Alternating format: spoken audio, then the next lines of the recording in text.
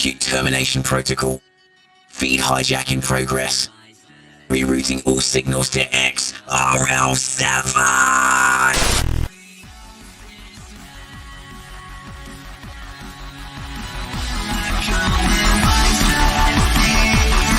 What happened to the gate countdown?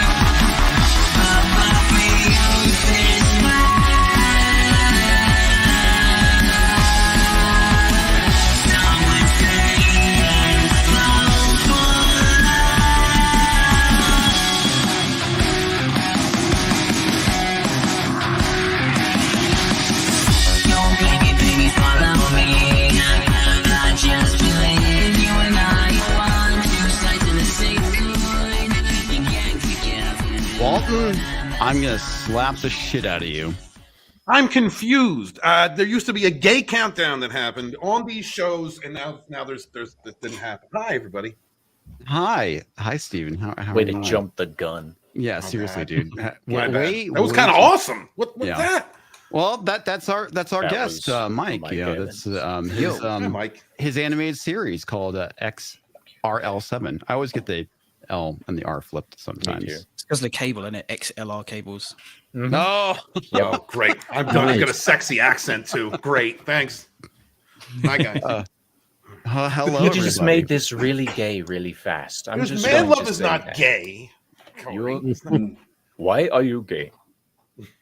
Why are you? Who let you in? Who gave you permission? Toxic's my friend. No, it was me. It was all my fault. Anyway, hello everybody. How are you guys doing? Welcome to another Thursday Night Throwdown, where we are so cultureless this week, which is very sad. Which we don't have that one. It means that some of us will be allowed to speak this go around. So I love you, cultureless. You know. Anyway, joining us tonight on a special Thursday is Nickweiser. How you doing, Nick? I'm good, Comics. I had a great 1K monetization stream earlier. Cory and Walton and Tox and Tom stopped by earlier. It was great hanging out with those guys and many other human beings. It was just fun to interact. I even brought some people on who've never been on a stream ever, just regular people who listen to our shows. So it's cool to bring some people on. You want to get to know your crowd. So it's also it was a fun time and really thankful for all these people that have come around to these shows. And I'm glad to be on another TNT because, it's not always I can be here on these nights. So I obviously will enjoy these moments when I can. So how are you, sir? I'm good, man. I'm good. It's almost Friday, which means another work week is almost done with, thankfully. How about you, Cory? I'm good. I wish that was true for me. My last day for the summer is Sunday. So I can't wait for that. And then I get the whole summer off to focus on all of the fun entertainment stuff. So good deal, man. Good deal. Yeah. And it wouldn't be a Thursday without Tom. How you doing, Tom? Hi, kids. Hi, Tom. That's all we're gonna get out of him.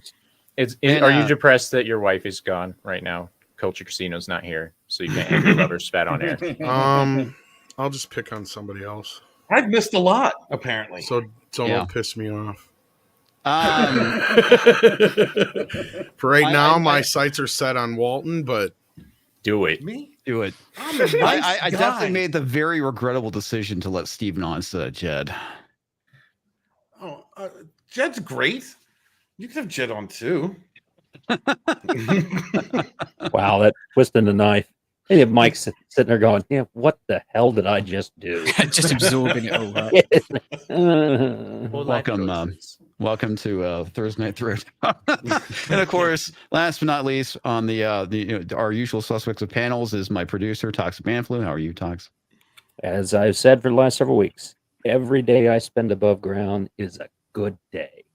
Glad to be here. I've been listening to the X-RL7 stuff and watching the shows, the music. It is really great stuff. We're going to be posting the links in the chat. You need to go and take a look at what Mike is doing over there. This is exactly what Comix has been talking about for the last year. We've got to create our own culture. We've got to get out and have multiple voices, and we've got to have conversations, not shouting matches. And that is what Mike's doing. I'm very excited about tonight. And of course, our special guest, Mike Evans, the creator of X-RL7. How are you doing? I'm doing fantastic, and thanks so much for having me tonight with this motley crew of free thinkers. You're welcome. Thanks for hitting me up back in December. I'm sorry it took us so long to get you on. So good things come to those who wait, or something like that, right? Yeah, something like that. Comix is just lazy until he got. There's that too. Well, I mean, mine was more poetic, right? Yeah. Yours was more poetic. Tox's was more accurate. Yeah. Well, so I guess for those of you who have not seen X-RL7, please, Mike, tell us about your series and what kind of inspired you to do it, and about your musical background. Sure. So, all right, a lot of things to unpack. So, X-RL7 is a cyberpunk pixel art animated YouTube web series, and also a music project as well. It's about a fictional band called X-RL7 and their trials and tribulations through the music industry, and existing in a dystopian kind of cyberpunk world that's not too dissimilar to our current one or where it's heading. And yeah, it's a mix of comedy, social commentary, and original music, featuring lots of artists from the alternative music scene, lots of really awesome people from the rock, metal, and electronic world. I could name drop a few, but maybe I'll do that later. But yeah, so it's the lead character is this dude called Omega, who's all about freedom of speech, and his main ethos is to expose the hypocrisies of modern culture, the propaganda, the conflicts of interest, all these things, and promote critical thinking. So that's a theme which is throughout the series, in a funny way, of course. Yes. And what's the rest of the question? Heathen, unclean, critical thought. Your music background. You have a bit of a pedigree when it comes to music. Yeah. So I've been in a few bands since I think 2000, when I first picked up a guitar. My current band is since 2010 is an electronic rock metal band called Mixy One, which it's been going for quite a while. Which I sing and play synths in. Started as a solo project, became a band in 2012, and that was kind of the first taste of working with other artists as well, because we worked with some really awesome people like Rabbit Junk. I don't know if these names don't know if these mean anything to you, but Rabbit Junk, Mankind is Obsolete. Rabbit Junk. Yeah. Yeah, I am. Sweet, man. Yeah, so we worked with some pretty cool bands. Before that, I was guitarist in an alternative metal band called Broken Butterfly X, and all this kind of led the way to X-RL7. So yeah, good times. I got a hit single. You laugh, but it's true. So it was a hit somewhere in Paraguay or something like that. Nice. Big time. So what kind of sold a couple copies. I watched a lot of the backstage stuff, which I highly suggest people checking out if you're interested in seeing how the show was created, and the music behind it and whatnot. I do voices too, mind you. Yes, Tom, you do voices. He's got skills. He does. Tom actually, Tom is very funny. I try when he gets going. It's mostly an act, though. Yeah, you can do a Russian Kermit the Frog. That and just like the Fuck You Gilded stuff was it was great. Perfect. It's an act that Tom isn't real, Tom. But you X-RL7 start off as a video game. Man, you have been watching the backstage stuff. Yeah, man. Yeah. It started out as I think like 2016, 17. The original concept was to be a point and click adventure game in the style of those classic 90s games like Monkey Island, Space Quest, stuff like that. So that's where the pixel art aesthetic really came from. And Toxic Manflu, nice representation there of the pixels. That's right. So the story for that was a little bit different. It was about like a music journalist, and the vibe was that he was kind of uncovering different like music conspiracies and things like that. But the main sort of thing was that he was going to like witness an event, and then how it's portrayed on the media was totally different and basically took him down a rabbit hole. So that kind of theme was still there.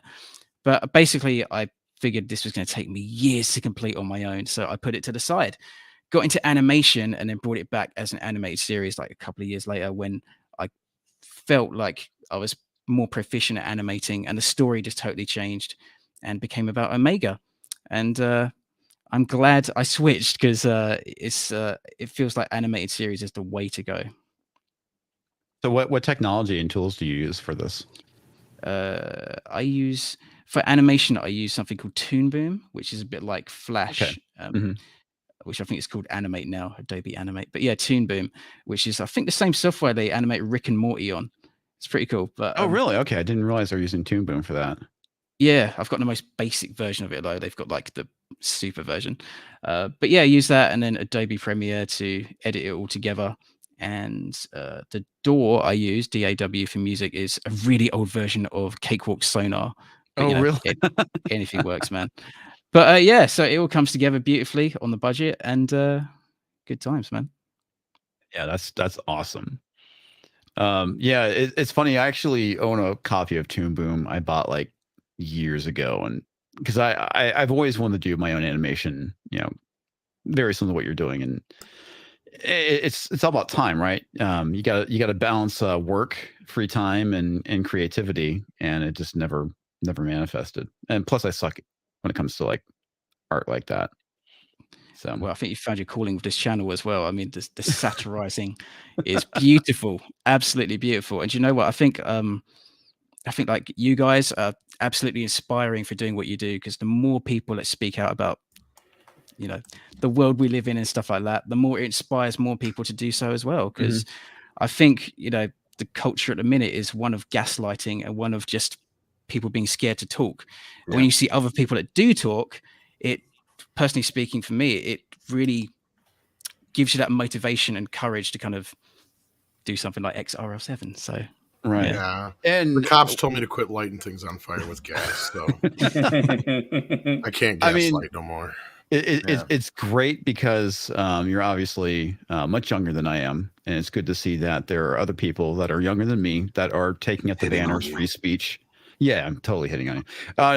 Taking up the banner free speech because I'm a libertarian. I feel free speech and free thought are are very, very important to a functioning society, and we constantly see kind of the dumbing down of society, and you really kind of speak about what's going on with the media, obviously through the series, and one of the clips that we have for tonight, kind of plays into that. So what kind of got you on, the free speech train and wanting to do a series about it? Obviously starting with the game and whatnot, which you've previously kind of talked about.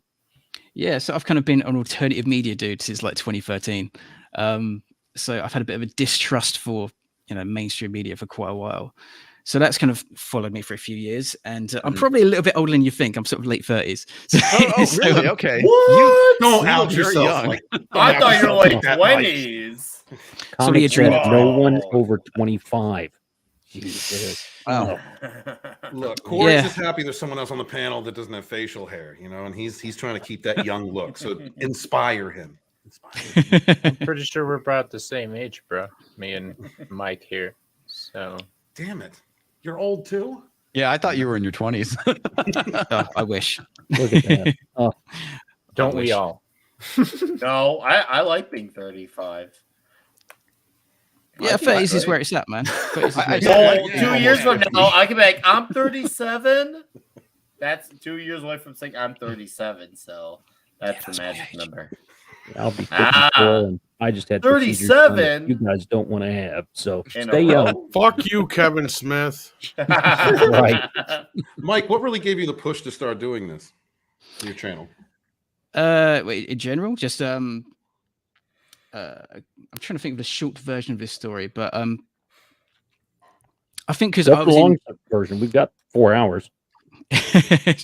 Well, so as I said, I've been in this band Mixy One since 2010, and I started this when I started animating in like 2017.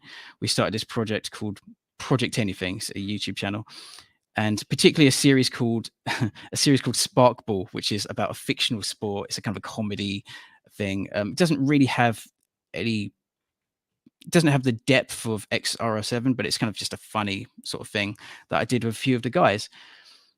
And I was in that project for a while.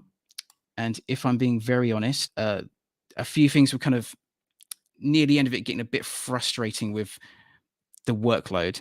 because I was doing a lot of stuff and, you know, waiting for other people to get as motivated as you, but everyone kind of benefiting equally. That sort of thing was cranking up. Right. And around that time as well, there was a lot of political correctness emerging in 2018 and stuff like that. Right. And it actually started to affect like our decisions a little bit in what we're doing with Sparkball. So there's a few little considerations there. Not that any of us particularly prescribes to that theory, but just you get, you know, that fear of being cancelled. You know, you want to be successful. You don't want to put the wrong thing out there in case something could happen. And all these things kind of built up after a while. And basically it exploded into X-RL7. I just wanted to do something on my own at that point where all the responsibility was, you know, with me. So if I could get my head in the game to do it, then it would happen. If I didn't, it was my fault rather than waiting on anyone else. And I wanted to talk about social commentary stuff and write music. And it was really inspiring to write for different characters, like fictional songs, fictional characters, you know, and put the themes through the filter of how they view the world and different music. And it's basically a combination of all my passions and cyberpunk and all this stuff and pixel art. So it was just wanting to do something on my own, and it's just exploded and expanded. And now lots of people are involved, and I'm always waiting for voiceover files. So, you know. Important question: is there any karate in it? Yeah, some people get bashed around a little bit. All you right. know, wouldn't call it That works karate. for me. Ooh, passing around. Tell us more. Well, Alfie is the party king, so I can say that. Yeah, so the band, I don't know if we talk about the characters, maybe it's worth just briefly touching upon them. So the band, there's Omega, as I say, he's sort of driven by these mysterious visions he's having that it's kind of in the air, whether it's something spiritual or it's a result of some substances he's taking. But he as I say, he's very outspoken about freedom of speech and things like that. There's another dude in the band called PJ, who's the guitarist / producer. And he's kind of that other side where he's very creative, more agreeable. But as I said, he's kind of like that vibe of he has opinions, but he doesn't want to say them because he doesn't want the aggro, the stress, the labels of saying that. So being with Omega, he's constantly in a situation where stuff like that happens to him, which he doesn't necessarily want. But he's learning to deal with it. And the other main character is the band manager, Alfie, who's this flamboyant, over-the-top, camp, gay character. And he's a source of a lot of comedy, voiced by my friend Alan Rogers, or Roggers, I might refer to him to. And he is amazing. And a lot of people's favorite character. And he almost didn't exist because a little aside about Alfie's voice is Al actually came up with that during Sparkball. And I do remember distinctly, like we came up with it at the cinema. I think we saw a Batman film or something. And we were driving home really late and he just started doing that voice, that really over the top sort of camp voice. And we were cracking up in the car. It was so funny, man. And like tears were in my eyes from laughing. It was like, this is so good. But there was this kind of vibe in the air at the time that this is amazing, but it's a shame no one will ever hear it because it's somewhat stereotypically gay. You know what I mean? That over the top, sort of thing. Like Tom. And we no idea what you're talking about. No, I'm sorry. Go ahead. But I wouldn't say. Well, yeah, we kind of had this thing that we were worried that some hypothetical person somewhere, some imaginary person might think, okay, that's quite stereotypical. And, you know, we obviously wanted to be successful and these things are in the back of your head. So at that time, the political correctness vibe kind of limited. It was in there a little bit. I'm maybe exaggerating how much it happened there, but these things are present. But it's been going on for a while. I mean, you said it started in 2018. It started further back than that, but yeah, it definitely kind of ramped up more in 2018 for sure. The prevalence of it, absolutely. Yeah. Oh yeah. Yeah. Sorry, I meant like the concerns about them on like our part. Right. Like, yeah. Thinking like, we don't want to do that. It might offend someone. But when we started X-RL7, or when I decided to just go for it, it was really just, you know what? I'm sick of this. I'm going to do something as authentic as possible, and just whatever happens. I'm just going to go for it. Nice.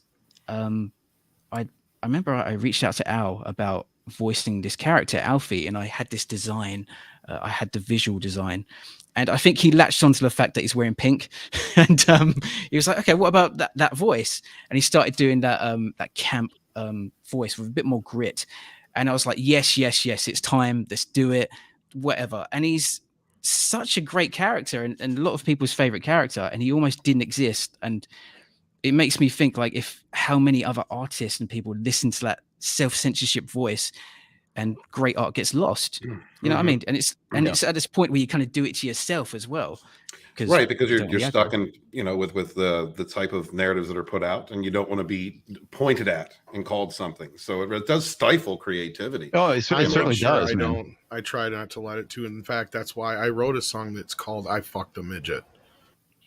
What? Wow. This is not untrue. This is totally true story. Yeah.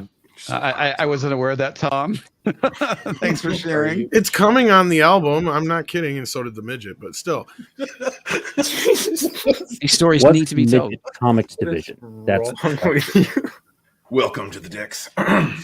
She was a beautiful, beautiful little person.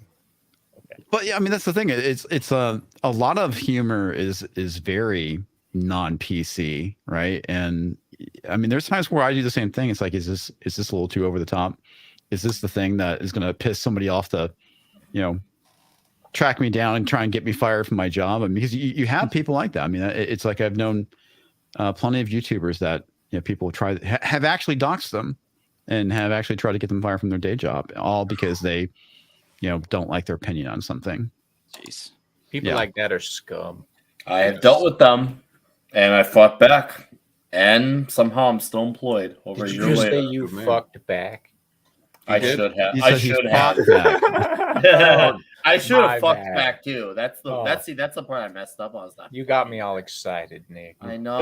The main thing is that we live in a day and age where everybody is so sensitive about everything, and I guess to a degree that's how they want it. They want to be offended by everything. We can't have jokes anymore. We can't have escapism.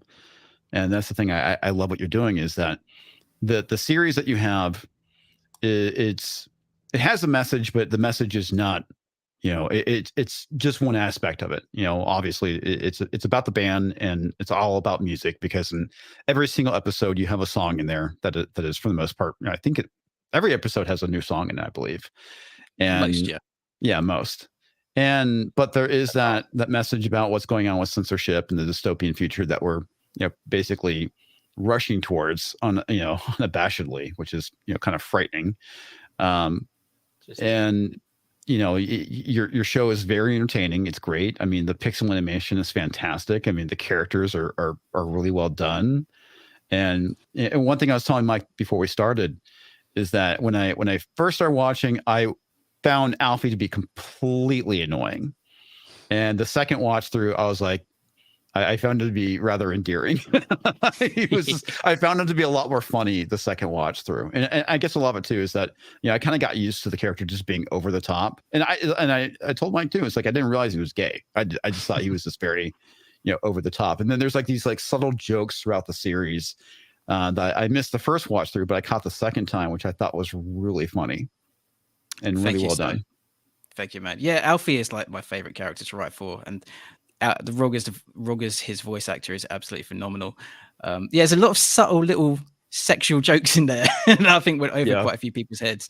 I'll tell you one of my favorites actually. It's so subtle, but it's my favorite of the series. Is I think in episode 5, he's banging on a hotel door to get one of the band members, PJ, up. He's banging away, and he's like, what does he say? He says, PJ, come out. He goes, I could keep this up forever. I've got good stamina, which wow. There was that. Yeah. And there was something about him being worked over by his trainer. And they're like, what? He's like, oh, never mind.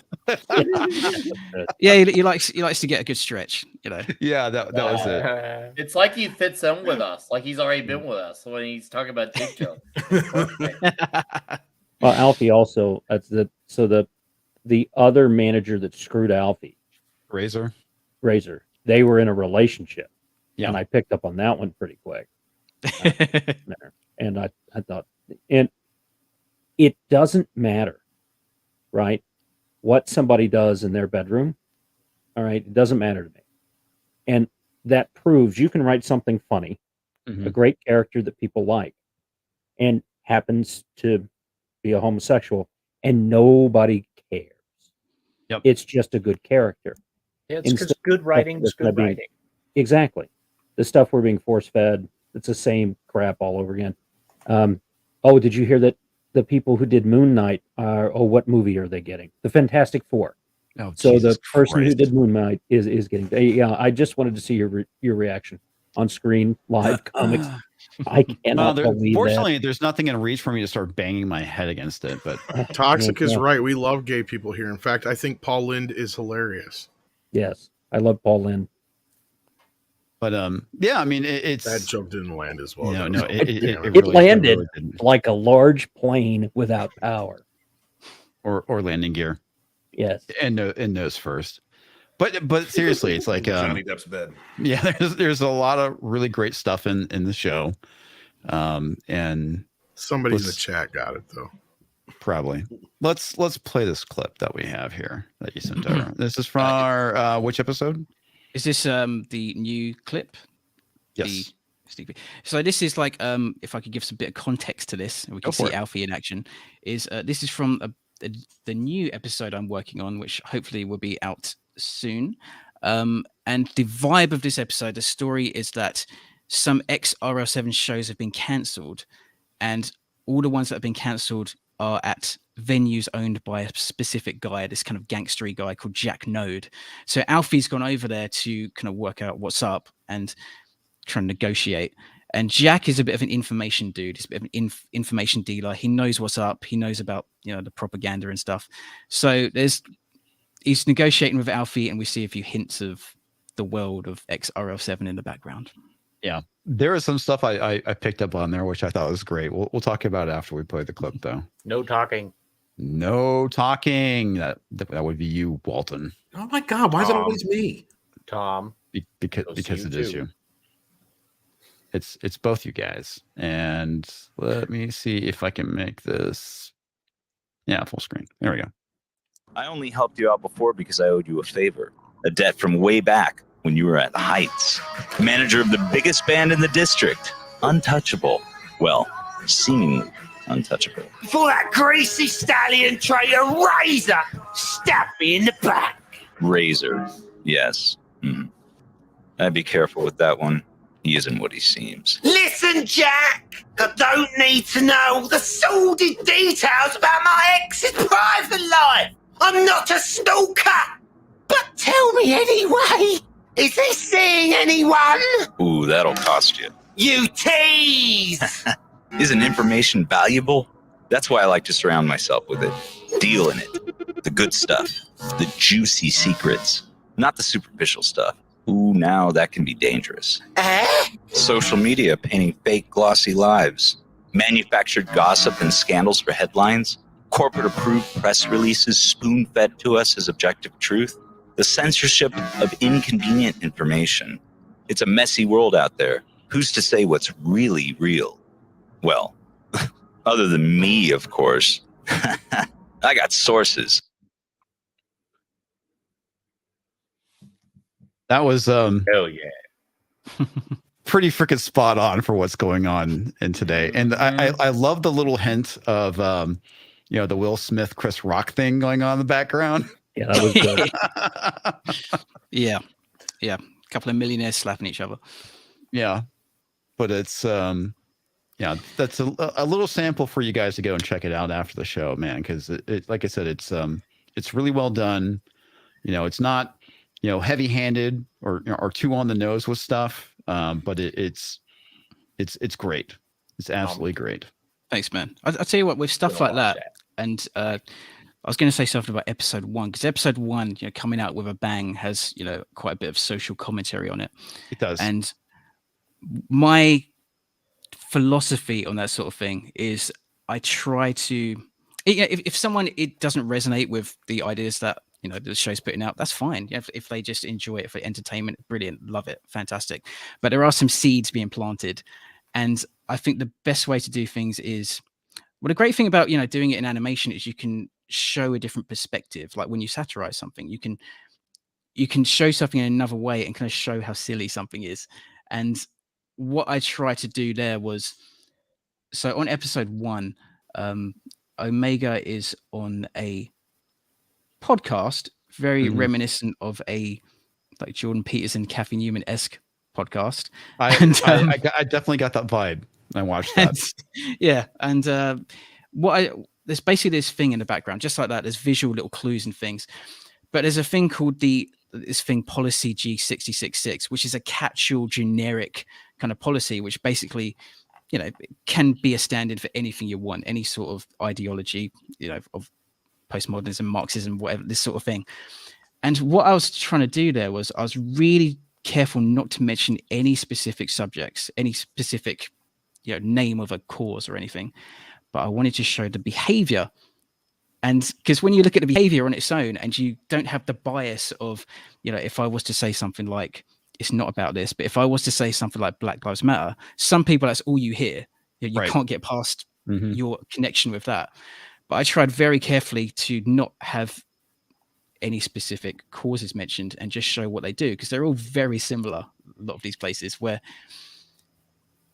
if you say something which, they disagree with, even if it's like true and like with factual information, or you point out any issues, then many times instead of having that open discourse and meeting in the middle, or just having a discussion, which is what we all should do. I think most ideologies, or any ideology, you should have a bit of pushback. You should have some challenging to your beliefs.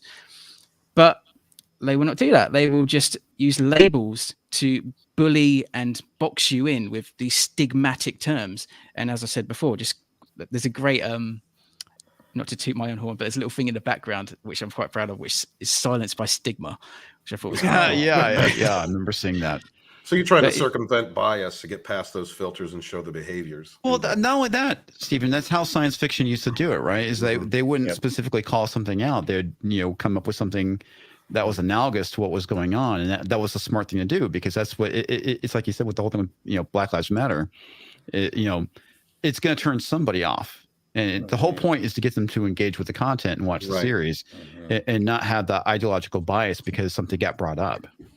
Yep. Yeah, exactly. Mike's. I was gonna say, Mike. I mean, that's great that you mentioned about how every type of like idea or ideology should have some sort of like to some level a little bit of pushback, and that's good because if you really truly believe in what you say or think, you should definitely learn to take some heat, and if you can take it, well, then you truly must believe it. That's why I question a lot of these social justice, metaphoric, or what's that, intersectional, all the buzz terms, we'll just say, and they never want any challenge. It tells me, like, deep inside, somewhere in their mind, a part of them truly lacks conviction in what they believe, because they only want reaffirmation in what they believe. So they need you to believe what they believe in order to make themselves feel validated. So that's spot on, sir. I love how Mr. TickleTrunk is screaming at me metaphor. Yes, that's the word I'm looking for. Thank you, Mr. TickleTrunk. It's metaphor. Which, again, is very well done with your show. And it's unfortunate that we see things like Star Trek now who fucking lost the point, and don't understand what metaphor is, and can't explore social issues like they did in the 60s using metaphor, and everything has to be on the nose. And it's Kurtzman. Yeah, fuck you, Kurtzman. Thank you for talking about Picard and stuff like that, so I don't have to watch it. God, they saved me so much time. Oh my gosh, I couldn't cover season 2. I got through, I would say, like the first 2 or 3 episodes of season 1, and I was like, I fucking can't keep covering this shit. It's awful. I feel you. Yeah. I think that happens to Critical Drinker as well. Oh yeah, I'm sorry, I'm Odin White. Yeah, but seriously, it's like, you had this guy who was probably, in my opinion, probably one of the best captains out there.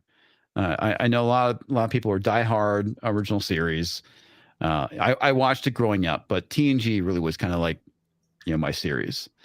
And just to see it vandalized like it is, it just it's depressing. Yeah. Yeah, it's exactly the same, man. Sort of, I grew up in the 90s. My parents used to watch it. We used to watch it together. The values were so uplifting. It's so awesome, so positive. Love it so much. It's heartbreaking, man. It's just to see what I've kind of lost respect for Patrick Stewart a little bit. He was one of my favorite actors. Yeah. Well, I mean, they're not even standing up for the values of what the show once stood for. Another thing that always affected me is not being able to pass that love on. Like you were saying, you watch it with your parents. I used to watch TNG with my dad. That was the Star Trek we got to enjoy together. And that led me to TOS and then on to the other series. And it's not anything I can share with my own kid because we're not getting in this generation anything that reminds me of what Star Trek meant. Judging a person by the merit of their character, not by what they look like or what they represent, and that's all that we're getting right now. Yeah, totally. It's very unfortunate. I mean, so what are your thoughts about the future? I mean, you're writing a cyberpunk, dystopian future. Do you think we're going to get there? If enough people like us and others speak, then there's hope. We won't get there. But that's the thing. I think that just silence is like acquiescence, isn't it? It's like, that's why, as I said, that tactic of scaring people into not speaking is so effective, because if you don't challenge it, then it just goes unpushed. And I hope not. I remain positive that won't happen, but we got to do something. We got to speak out. Yeah, we do. As scary as that may be. I enjoyed your latest video of the bit of 1984 stuff at the end. That was very astute. Yeah, I kind of stole that from Nina. That was one of her clips that she had. But yeah, that the whole thing with Orwell's speech at the very end is it's frightening. It's frightening that I don't know when he did that interview, but it was pretty telling, and it's very haunting because the fact that it's becoming a reality, right? If we don't speak up and say something, that's the thing. And what bothers me is that we've all known that the game is rigged with Twitter, and Elon is certainly exposing that because there's a lot of changes that have been going on with Twitter. And I think we're definitely going to be seeing more of that as he takes control. And we all know that, well, if Twitter's doing this, YouTube is doing this. So how much of my reach is being hampered by YouTube? And that was one thing I kind of noticed like a couple of weeks ago. Actually, it was actually probably longer than that. Like day 2, my videos would start spiking. They'd start getting more views. And then about 2 weeks ago, that stopped happening. It's like they made a change to the algorithm. They were obviously suppressing certain things, like talking about Twitter and talking about the Ministry of Truth here in the United States. And the fact that is actually a thing, the fact that the Department of Homeland Security now has a misinformation governance board is frightening as hell to me, because every dystopian book or novel or short story I've read has this stuff. Every single one of them. The fact that not everybody is screaming this is not okay is frightening to me. There's lots of people out there, this is fine, no big deal, right? Because it's coming from my side. Not a big deal. Right. Well, they don't teach that stuff at school anymore. I mean, we just had a member book club where we read A Brave New World. And in A Brave New World, there is no such thing as mother or father. Everything is test tube, right? And there is no such thing as religion. They use medication and drugs to make sure that people comply. And you are set in a caste system that you do not get out of. You are set in here, and then you do this. And there may be different levels of competency within that caste, but it's set. And in the end, a person who is a free-thinking soul could not survive in that environment and went crazy and ended it. And there are so many parallels to what's happening today. in that book, they had multiple ministries of propaganda. Mm-hmm. And we're seeing those same things. And through my studies, I see the parallel to what happened in Japan in the 1920s and 30s and what happened in Germany in the same time period. The government took over, controlled the information. There were a few techno-oligarchs that controlled all the money. And before you knew it, millions of people were being starved to death. And that's happened within 100 years of us being here live on this show right now, right? There are people alive today who suffered through that.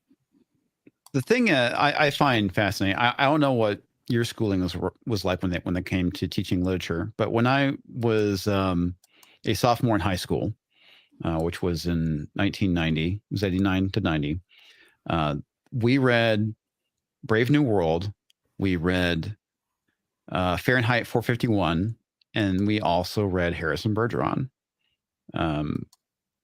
I don't know if those books are being taught anymore. I know that 1984 was obviously amongst them. I didn't read it, but I know there were certain schools that did teach it. But did they teach you anything like that when you were in school? We had the English video in the English class. They had a video of 1984 in ours. That was basically it. You watch the movie, or yeah.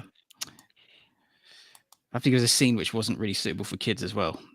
Oh yeah, yeah. There's multiple scenes in 1984 that wouldn't be suitable for children, but that's also another point that comes out. The things that we're seeing today that seem are very disturbing to me and to anyone who wants to protect children.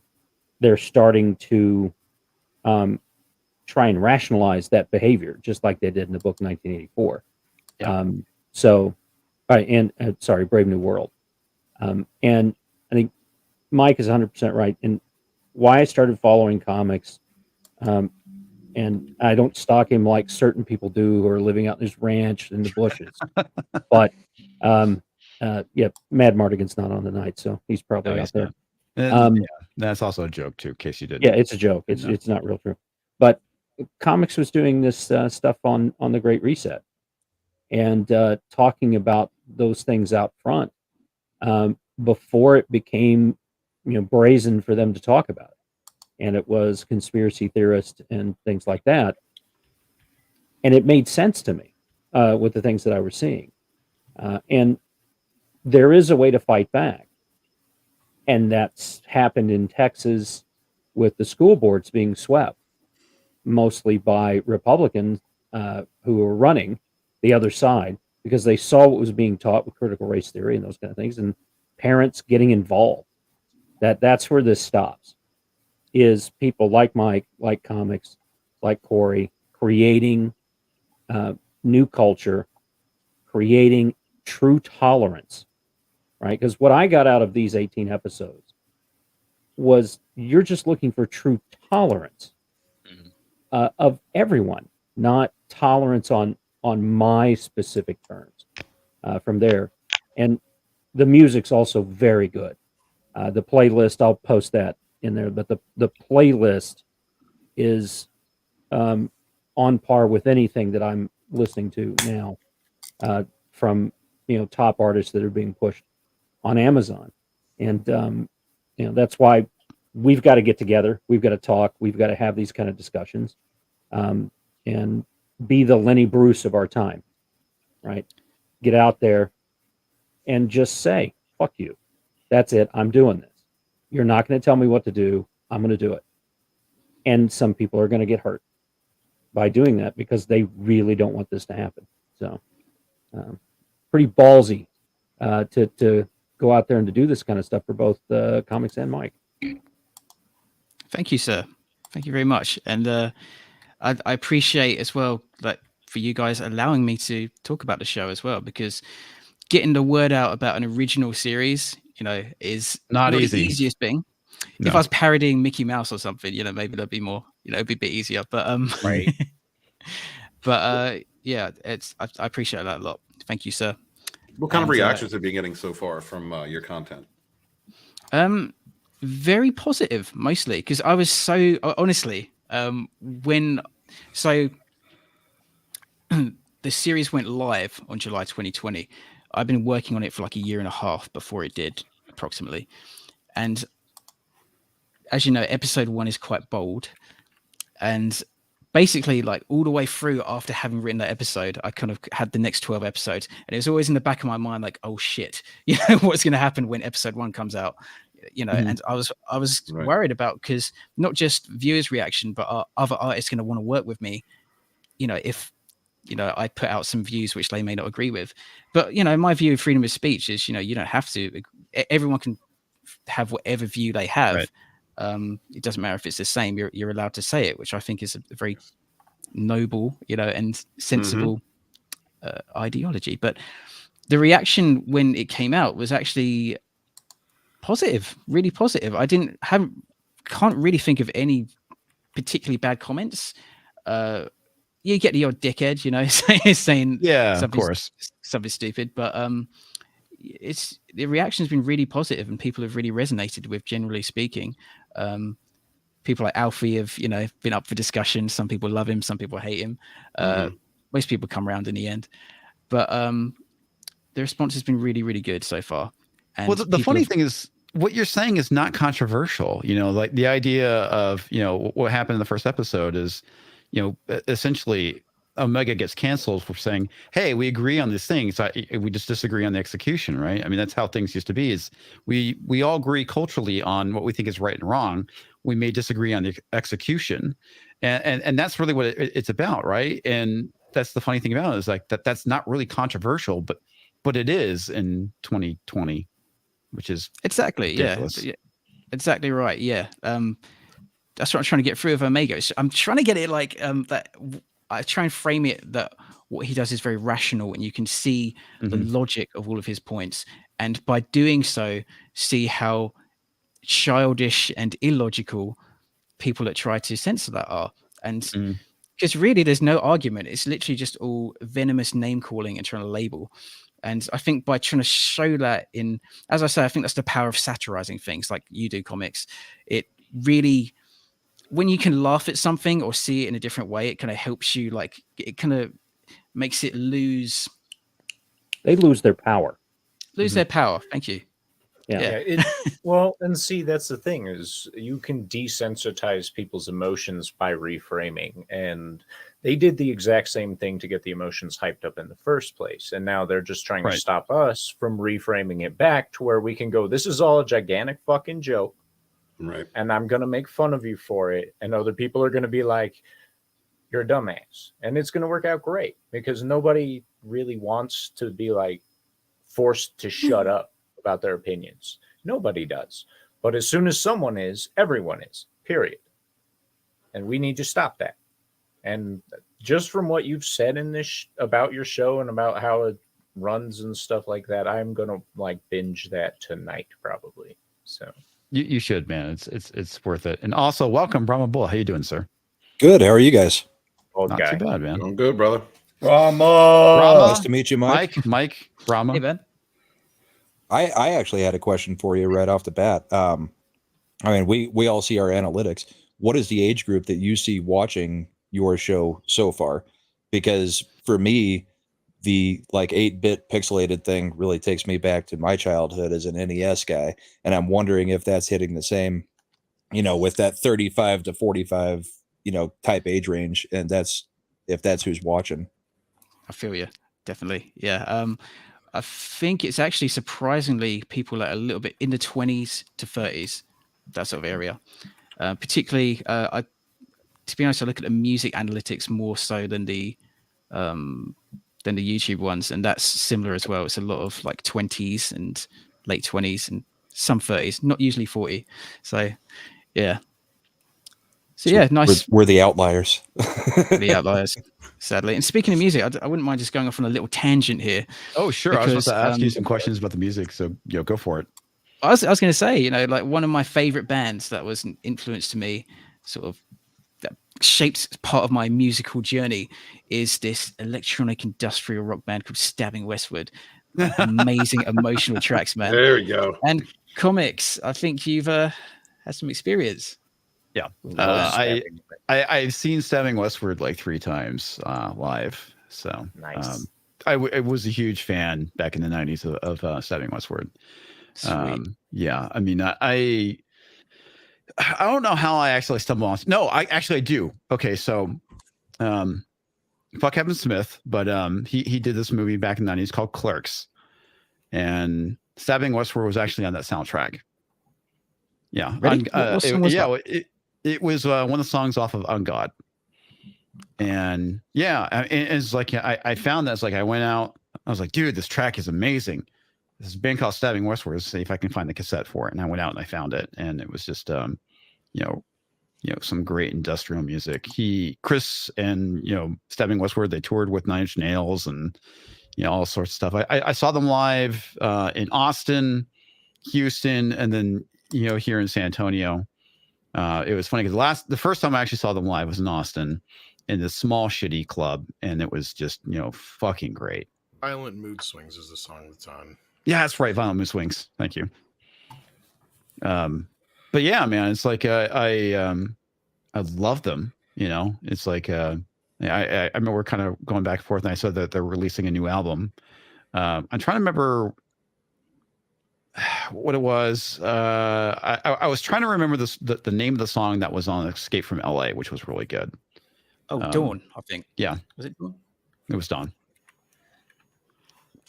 Which is, a phenomenal song. I didn't care for their self-titled album as much. I had this weird story about that album because, like, really? I was listening to some interviews with Chris, combining the words there, and he was saying this weird story of they had a manager who wanted to make them more commercial, and so the manager fired 2 of the band members. I don't know how she had that power, but apparently she fired 2 members, and Chris had recorded the vocals to a different music track that was a bit darker, but supposedly he was locked out the studio, and this sort of more indie dude changed the music. That sounds a little bit fishy to me, but that's the story apparently. Yeah, I would definitely say the self-titled album was a lot more mainstream for sure. Yes, and I would say, I don't know. I mean, and this is, I never really looked at the stats or anything like that. I kind of felt like Darkest Day was probably more commercially viable because, I mean, it got a lot of airtime here on our local rock station, 99.5 KISS. They played the shit out of that album. I think the self-titled was definitely more mainstream. It wasn't as good as whether Blister, Burn and Peel or Darkest Days. But I did see them on that tour. And again, they always, put on a great show. I'm trying to remember do you remember the name of the project that Chris did after Stabbing Westward? Oh, The Dreaming. The Dreaming. Thank you. So yeah, it's like I own a few albums from The Dreaming. Yeah. But it just wasn't the same as Stabbing Westward. Didn't have that edge, I thought. I think because like the drummer wrote a lot of songs, didn't he? The drummer and one of the other guys. And when you're getting all Chris all the time, it's loses a bit of that band vibe, I think. Yeah. My opinion. Yeah, for sure. Because I want to say it was the replacement drummer for Stabbing Westward, and he went and formed The Dreaming with him afterwards. And I guess that was after, some of the members of the band got fired. Yeah, band life is a fun thing to explore. Yeah. I mean, that's kind of anything with when you have like a group of creative people. Eventually, you start kind of clashing, right? I mean, that's what happened with like a lot of the great bands from like the 60s and the 80s. And I'm kind of surprised that Metallica's still around, but they sold out a long time ago. Long time ago. Well, it's like being in a band is being in a marriage. You see them, you're around them. Yeah. You know how they smell. Like you know all the weird mannerisms that they have. Like you're around them, 250, sometimes even 300, depending on the band, days a year. You know everything about them. It's not like you could say, "Hey, so what's new today?" Like everything. Like there you have that, and of course then egos clash, tensions build over the little things, even if it's by way of absolute unintentional. You just get annoyed by the little things because they all add up at times. Some for it's quicker, some it's a little bit longer, but worlds do collide almost always. But luckily, some guys you gotta really like each other. Like if you can deal with someone else's funk, well then you must really love that person. If you can deal with their funk, whoo, yeah, well, my heart's out to you. Because dealing with anyone's funk, and I've been in bands dealing with a bunch of dudes' funk, because you have your stinky clothes, you have the tour clothes alone. Woo! There's tour clothes, and you're lucky if you could get to like a laundromat every like 5 to 10 stops, dude. Shit, everyone smells. Everyone smells. So if you get deal with them at their smelliest, you got a good thing going. I think Mike got the subject of his next show right there. Yeah, good. Bad funk. Omega's funk. Bad funk. Dude, take a shower. So the odors of Nickweiser. How did you discover Stepping Westward? How did I discover them? Oh man, I can't remember. I think it was on an internet radio thing back in like 2000 or something like that. Was it Digital Gunfire? I can't remember what it was called, man. It was like I think it was an AOL thing, something like that. It was around the time just before the self-titled was released. I think I found a few bands there, Power Man 5000, a few little cool bands. But yeah, man, back in the day, I haven't really got a fun story about that one. Just found them there. But you dated at the moment you said AOL, bro. I know. Which was I've actually reached out to Chris. To get him on the show, nice. But he ain't responded. So that sucks. Yeah. There was a website back in the day. It's probably still around called Digital Gunfire, and they were one of the first streaming sites to stream industrial and EBM music. And that was pretty freaking cool. No, sweet. Yep. So how did you so you got Daniel Graves from Aesthetic Perfection. It's like, how did you get him to do voices? Okay, I know I shouldn't be, but I'm kind of surprised when people know the artists, even though they're huge. I don't know. But so how it happened with all the artists is initially I was working with people that I knew from Mixy One, that I just knew from playing shows with and remixes and stuff like that.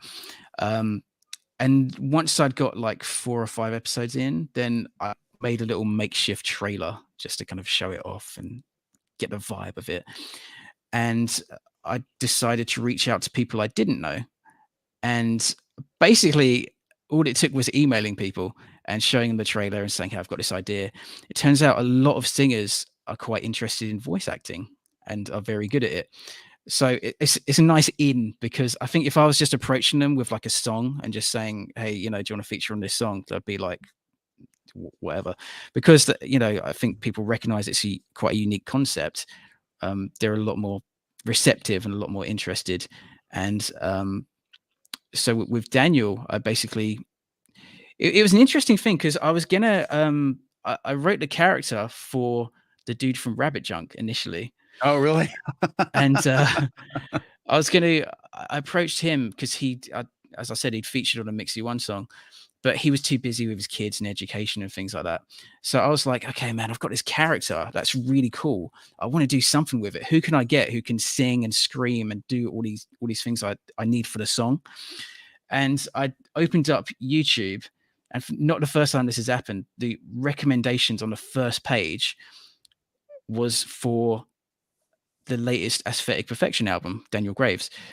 And it was like, oh, I clicked it, and I was peripherally aware of them. Like I'd heard some singles before, but never really engaged properly. But I heard that album and I was like blown away. I was like, this is amazing. And he had some comedy skits on his channel. So I thought, this could be something here. So I emailed, and he was up for it. And I had the song written. He recorded his stuff and was beautiful.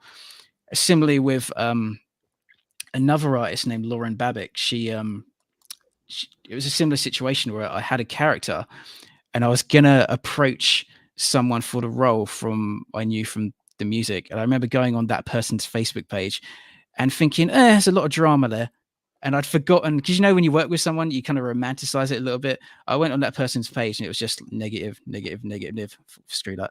So I turned on YouTube and Lauren Babick was recommended. And checked her out, got in touch, and it all worked out.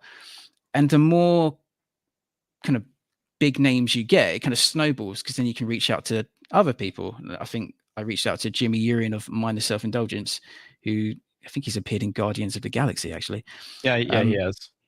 Yeah, I've not seen it. Does he speak? I honestly, I don't remember, but it was funny because I was rewatching and I was just like, God, that voice sounds familiar. And I was trying to remember what it was, and it's like, oh yeah, Mindless Self-Indulgence. It's like I had to look it up. It's like I couldn't remember, and I initially thought it was one of the singers from the Gorillaz. And it's like, no, fuck, Mindless Self-Indulgence. Okay, never mind.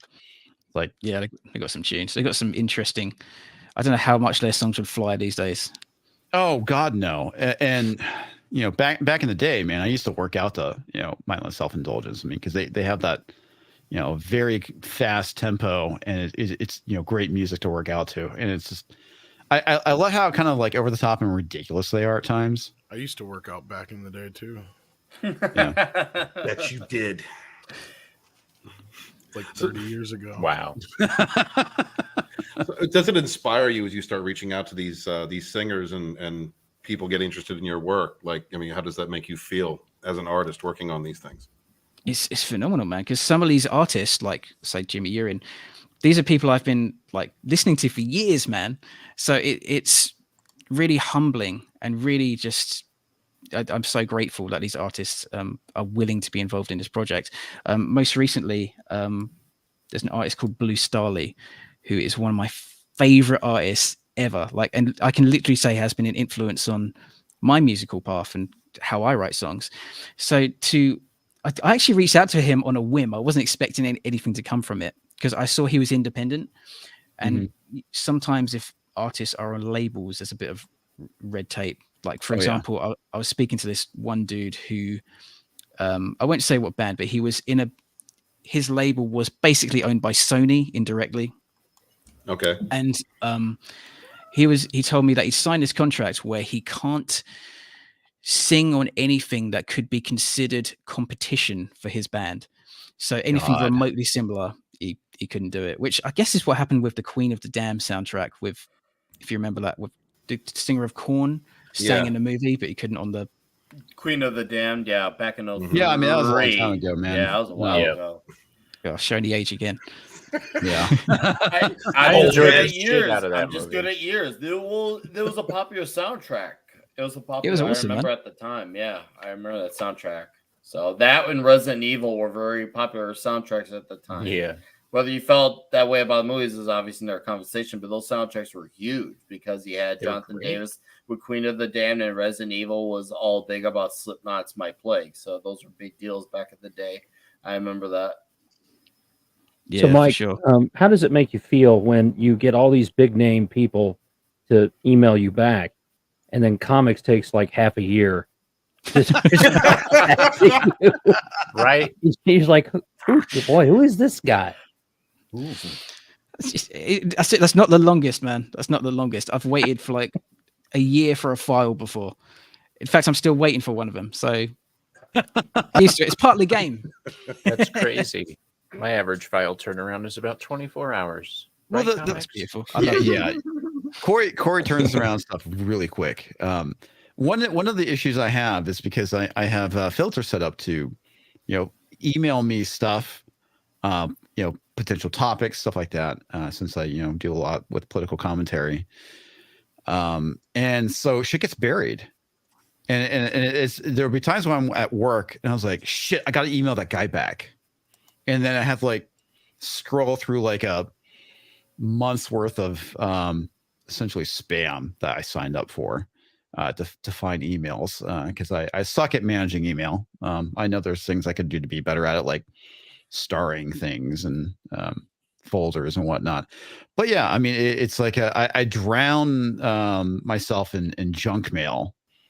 So when sometimes something important comes along, I will end up forgetting about it. And that's like, and it's like now that I got Talks to be my producer, I'm like, It's like, dude, go schedule this guy. You Somebody were let the me first go thing. schedule this guy. Yeah. Let this guy and Yeah, go you know. schedule him. So I don't have to worry about doing that. Because you know, I mean, I have a day job, right? So it's like this is, you know, YouTube is my hobby. Obviously, I'm very passionate about free speech because I'm a libertarian, and but at the same time, I have to balance my YouTube life with my work life and then my home life, right? Because, you know, I'm also married, and it can be very difficult. And there's lots of people out there that I'm friends with that are full-time YouTubers. That's their job. And so they're able to get, you know, content on a regular basis. They're able to, you know, really kind of focus on stuff. I'll have like an idea, and I'll promptly forget about it because I have like a billion other things that are going on in my life. So it's a pain. How do you kind of balance your creativity with I don't know if you have a day job or not, if your band and your YouTube is like the full-time thing or whatnot. But how do you find that kind of balance between work life and creativity? It's a beast, yeah, because I'm married myself, and it requires a bit of motivation, I'd say. I'm quite fortunate in that my wife typically works. When she works, she's on a rota, so she's like day or evenings. And when she's in the evenings, I've basically got the place to myself, and it's a lot more conducive for creativity in the nicest possible way. So it's balancing that with a day job. It requires mental discipline because it's so easy to just switch off and just, you know, lose yourself in Netflix or something and watch whatever it is. And it's taken a while, but I've kind of learned how my mind works a little bit. And I try to, if I'm watching something like a series on whatever it may be, I'll try to cap it at a certain time, like at an hour or something, and say, okay, well, I need to do my own thing now. And I'll put some time into that and then chill out a little bit, then watch again, then do that. And I try and get in a habit of just forcing myself, even if I'm not in the mood, to just do something, because any little bit adds up. But of course, it's a balancing act because there's times where you need to do whatever else. So it's an art. Self-care. It's an art, as I'm sure all of you guys know. Isaac Asimov, one of my favorite authors, so that'll date me. But he said that he wrote at least one page per day, and you know he wrote the Foundation series and iRobot and all those things. And I think that's kind of what Mike is saying is, you've got to do it. You know, if you're passionate about it, it's what you want to do that day. What am I doing to progress myself and move myself forward? Exactly. Because it's so easy to slip. If you miss a day, then okay, I'm going to miss another day and miss another day, and before you know it, you're, you know, me, a pixelated flu symbol made with balls on it. So there you go. Okay, so this plays into the standard human psyche of laziness is easy. Oh, especially definitely. with the increasing convenience that we have. And so there's a lot of people that are trying to break lazy habits, but then they don't have the final motivation to push themselves to maintain the non-lazy dedication. I mean, it's very common these days. And I love to hear people like Mike speak to the fact that, you know, you have to just make yourself do it, but you have to remember to take a break if you need to. You know, you need to take time for you. You need to take time for your wife or your husband or whoever else, whatever's going on in your life. You need to have time for that, but you also need to take time for yourself. And, you know, like, trust me, creative burnout is really, really fucking hard to deal with. So take care of yourselves. It's the only thing that really matters. Okay. All right. I got some super chats I need to get to real quick. Yep. Toxic Man Flu for $5. Nickweiser flavor number 11. Alfie's Party King Love Lotion for networking with clients. Networking. Networking. The Common Nerd for $5. Screw the PC stuff. That's why I backed everything up on Rumble. It's hard when they get that mental block in your head. I've had to fight that too. Yeah. You ever suffer from any kind of mental block or creativity block or whatnot? Yes, absolutely. I mean, several stories that I've written. But what you've got to do is push forward, keep writing, even if you don't just even if you don't. I love how Walton answers when I was asking at the mic. Oh, my bad, bro. My bad. I thought it was a general question. Hey, shut up, Walton. Come on. No, it is. But I was directing it towards Mike, but you can answer too, Walton. Oh, my bad. No, well, I mean, yeah, just keep writing first off, and two, if you need to move on to something else. That's what I think. What about you, Mike? The question that was directed at. No, I totally agree. And just to kind of go back to the other point as well, like it's an interesting thing with human nature as well, because with the instant gratification thing, we're kind of wired to go after pleasure and run away from pain. And when there's a project which, is a bigger project where you don't get that reward straight away, then it can be, your brain will say, no, forget it, distract yourself, do something else. And it does require a bit of push through to get through that. Just wanted to say that. But yeah, burnout.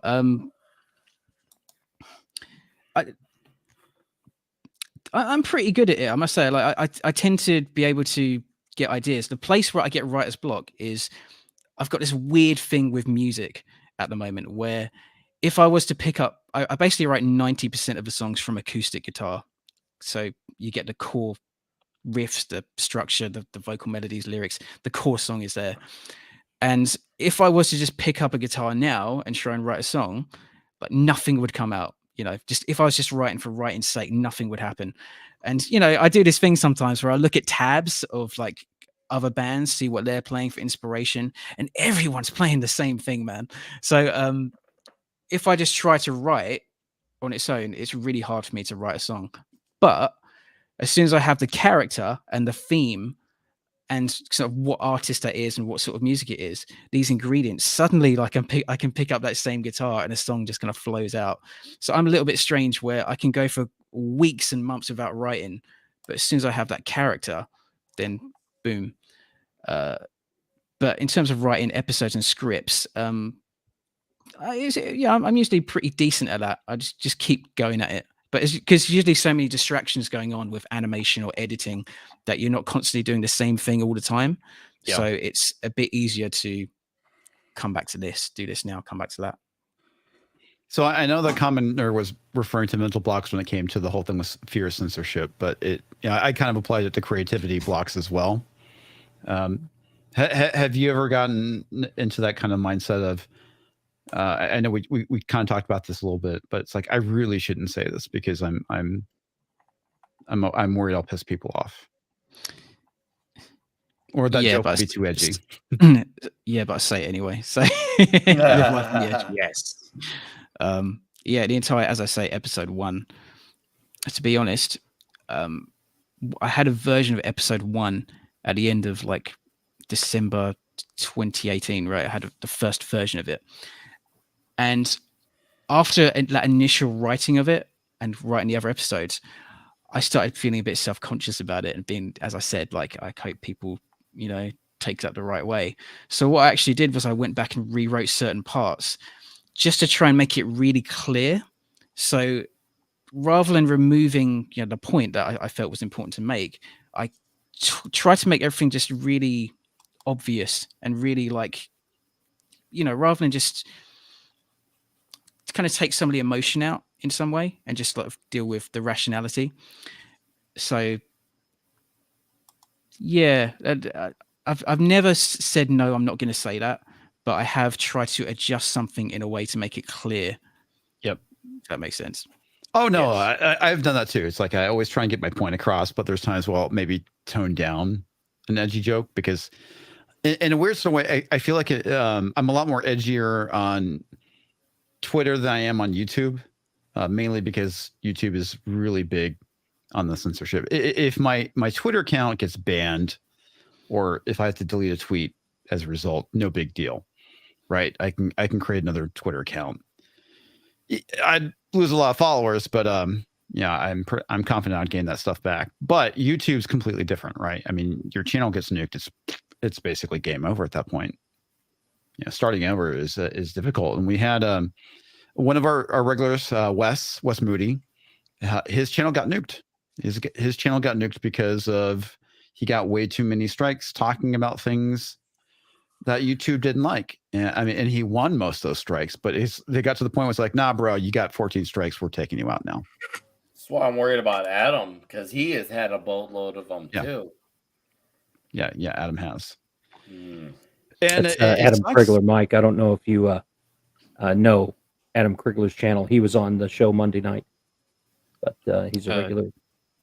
He used to be sort of cool former underwear model, Adam Krigler, now Coffee Jesus, as I like to call him. But Adam does not care. He will talk about what he wants to talk about, and he's gotten struck for coming out and talking about the things that YouTube says we don't want you talking about. And he doesn't care. He's based, and off he goes. And he's like, all right, it doesn't work. He's got a solid base at home. And I think you talked about, being married. I think having a solid base at home helps when you're trying to do all this stuff together. So my wife does quite a bit. We do a lot together, and having that solid base of all the things that I'm going through, and I work a day job too, and trying to dedicate time to help comics out and get the message out and bring people like you in comics and Stephen Walton, the author, together, and just talk about these things. It's important that we have that, and not everybody's going to be like, I don't think I could create what you create. My talent doesn't lie in that. My talent lies in making fun of people like comics. So, he's, you got to still have that little tiny elf-sized tumbler.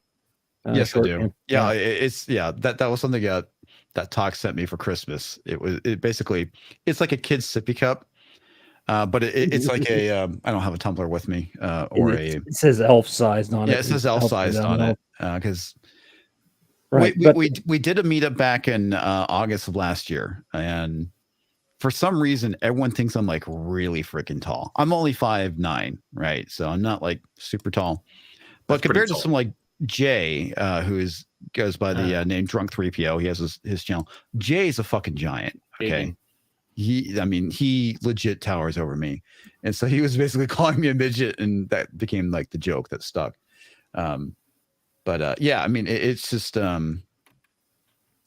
one thing I like about this group is the fact that, yes, we can make jokes. We can make fun of each other. We can make fun of Culture Casino, even though he's not here, because he does talk a lot, but he's a great dude. I've gone from being short to being a midget. Stuff like that. You got to be careful around me, comics. Oh God, yeah, Tom's the midget fucker. Anyway, that's right. I forgot about that. Whoa.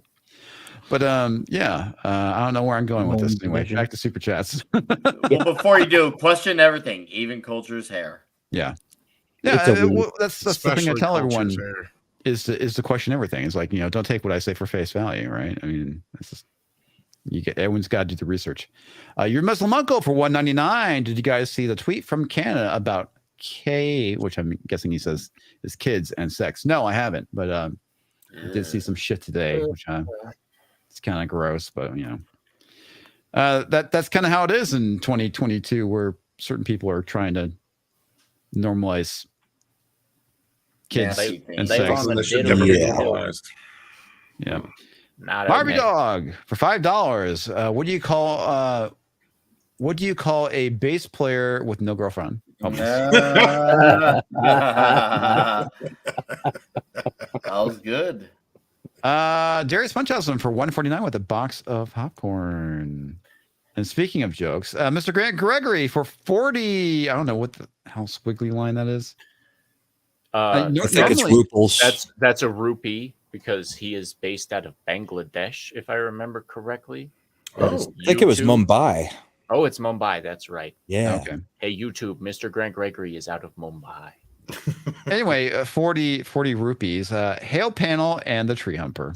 So if you're not aware, Walton is a tree fucker. No. Damn, Mr. Grant Gregory gonna do me like that. Like this. Look, I know you like this one here too. Like, look at these. That's how Walton, that's how Walton gets by his writer's block. That's another inside joke. Dendrophilia. Apparently he knew what dendrophilia was, and it became a joke ever since then that Steven was a tree fucker. Or is a tree fucker. Chris Mead for $10. I like the idea of an old-timey radio drama with art segments to go along with it as a video. Pitch that idea to Storyman Jack on Twitter. He's pretty good at it. When you said Chris Mead for a second, I thought you said Fist Me for $10. Yes, Fist Me for $10. So this is getting cheaper and cheaper, bro. Indeed. Back to music real quick. I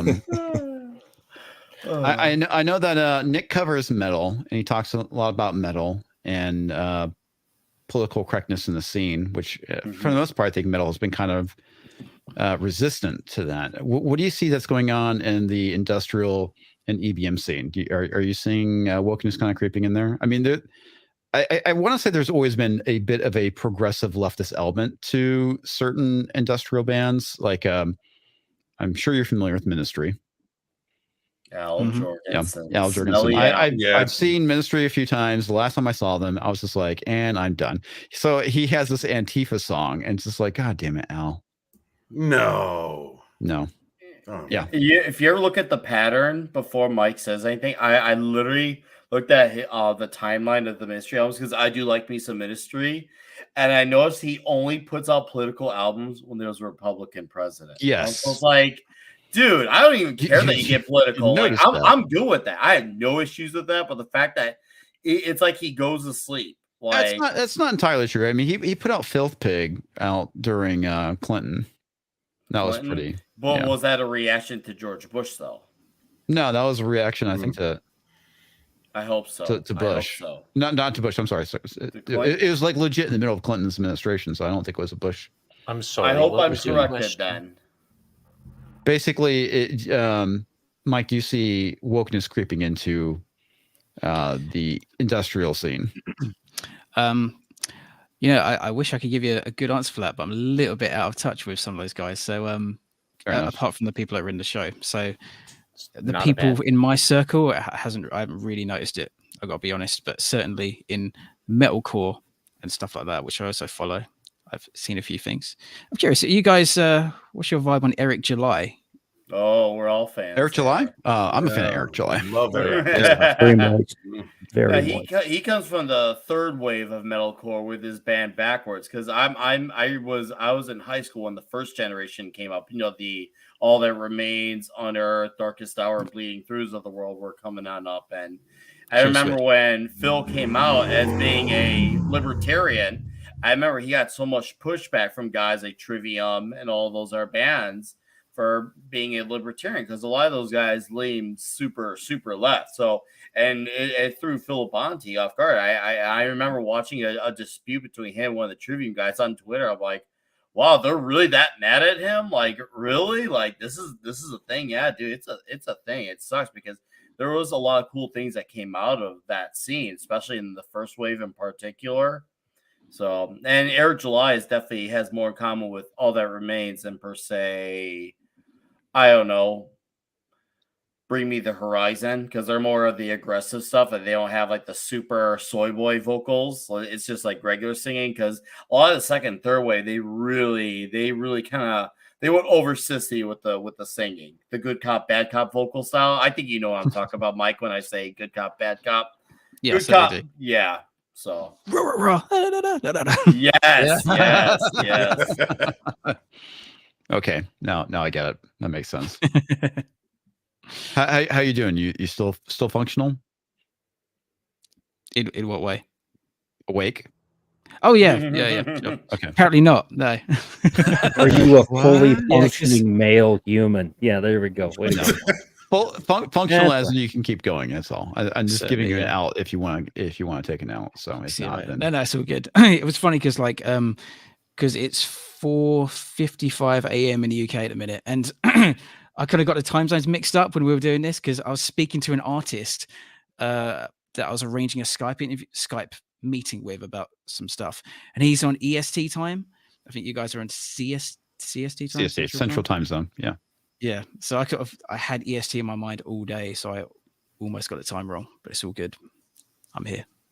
Yeah, I should probably get like some sort of world calendar or world clock thing set up so people know what time. Because I ran into that. Let's do it. Yeah, I mean, I ran into. I was supposed to be on somebody's show, and he's in the Philippines, and I thought we were going to be doing something at like 6 p.m. and it turns out it was 6 a.m. and I was just like dead asleep. Nice. Yeah. Good job, Comix. Sorry, J.M. Cruz. I know you're watching. Oh, was it J.M. Cruz? Yeah, it was. I'll tell you one thing, dude. Figuring out these international time zones is a pain in the ass. Like trying to figure it out what time it is in Australia, and it's like, oh, it has 3 different time zones or 4 different time zones just in it. Great. And then like, the UK is different, and then you guys are different, and then like, Dan Vask down there in Brazil and shit, or wherever the fuck he is, and then like I think Central Time Zone though. Is it? I believe. Still, dude, if ever I work with Australian artists, we get like one thing done a day. You can get one email done. So is there like a natural conclusion for the series, or is it you just kind of have indefinite ideas and No you have spoilers. an idea of no, I mean obviously no spoilers, but at the minute it's kind of very abstract. So I've got a path for certain characters and certain things, but I'm kind of just letting it flow. There isn't a definitive ending, just seeing how it goes. And I think that gives a lot of flexibility, right? Especially with, inspiration and things happening in the world. It can sort of shape where it's going to go. So hopefully, I would like to keep going and going. So I don't see an end in sight at the minute. But if it did naturally go to that point, I'm sure there'd be a spin-off or some side well, I characters. mean, you definitely have threads that's been going on for a bit. Obviously, one of them is Omega's visions, which is we see that in the first episode. It gets mentioned again, but it's been kind of I think downplayed for the most part. Yeah. At this point. Yeah, there's lots of threads which I can go back to and lots of things to discuss. I'm quite into the social media thread at the minute of fake lives and excuse me, the way people and bands just present themselves in certain ways, which may not be true to life. And one of my favorite characters is the guy played by Devi Divine, played by Daniel Graves, because he kind of embodies that band brand idea. Yeah. So he's like, he's all talk. He's a great character, man. Such a voice. His vibe is like, he's more about the image and the idea more so than substance. Right. Although, I didn't want to write a bad song. So the song is good. But well, I just love how like the machine's crapping out and you can see the difference between how he really sounds, versus after everything's been synthesized. It's just like, that is so fucking funny. I'll tell you what's good about that. That's episode 7 at the end. Basically, this character starts singing live, but the plugins fail, so you hear that he's using autotune and pitch correcting himself. And I asked Daniel to do like a really a bad scream on purpose, and he did exactly what I was thinking. This rubbish sort of thing, and oh god, it was hilarious. And that was inspired by seeing a real band, an industrial band, where I shouldn't say the name, but the studio recordings are smothered in effects. You got everything: chorus, distortion, phase delay, loads of stuff. And I saw them play a show where they had totally dry vocals. They had no effects. They were just doing it, and the guy sounded. Yeah, it's a bit embarrassing, dude. So that was a bit of the inspiration, and somehow Daniel got that exact sound without me having to tell him. So I guess it's a common thing in the industrial world. That's awesome. Well, yeah, the I mean, Milli there's- Vanilli reference was great too. Yeah. That's a that thing was. in all music. What's that, They're- sorry? The The Milli Milli Vanilli. Vanilli Milli reference. Vanilli. Yeah. Yeah. But it's funny because you're right. I mean, that's kind of the big thing with industrials is it's smothered with effects, right? I mean, just take a look at the old Skinny Puppy. Just before Ogre ditched the box, right? I mean, he was was all about the vocal distortion. I know, Cory, you got a bolt, so let's get you out of here. Alrighty. Hey guys, you know me. Check me out on TalksAlot on YouTube. I do voiceover comedies and interviews with other content creators. And this next week's going to be super busy for me. I'm bringing back mental dysentery. I'm going to be talking with TalksAlot Monday morning with Grant Gregory, our wonderful Australian friend there.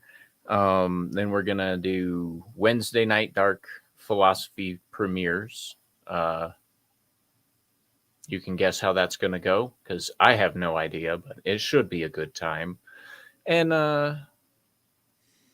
yeah, I'm going to try to get a movie review out next Thursday. Give my thoughts on some stuff I haven't seen yet. So check it out. Subscribe. I broke 460 today. Awesome. Congratulations, dude. Nice. Congrats, man. Once I get to 500, we'll have a party to celebrate the addition of the community tab, and we'll go from there. So subscribe, have fun. Oh, yeah, and I do the music thing on the Cory channel. You can check that out, too. All I right. get punched now? Let's punch him out. You out.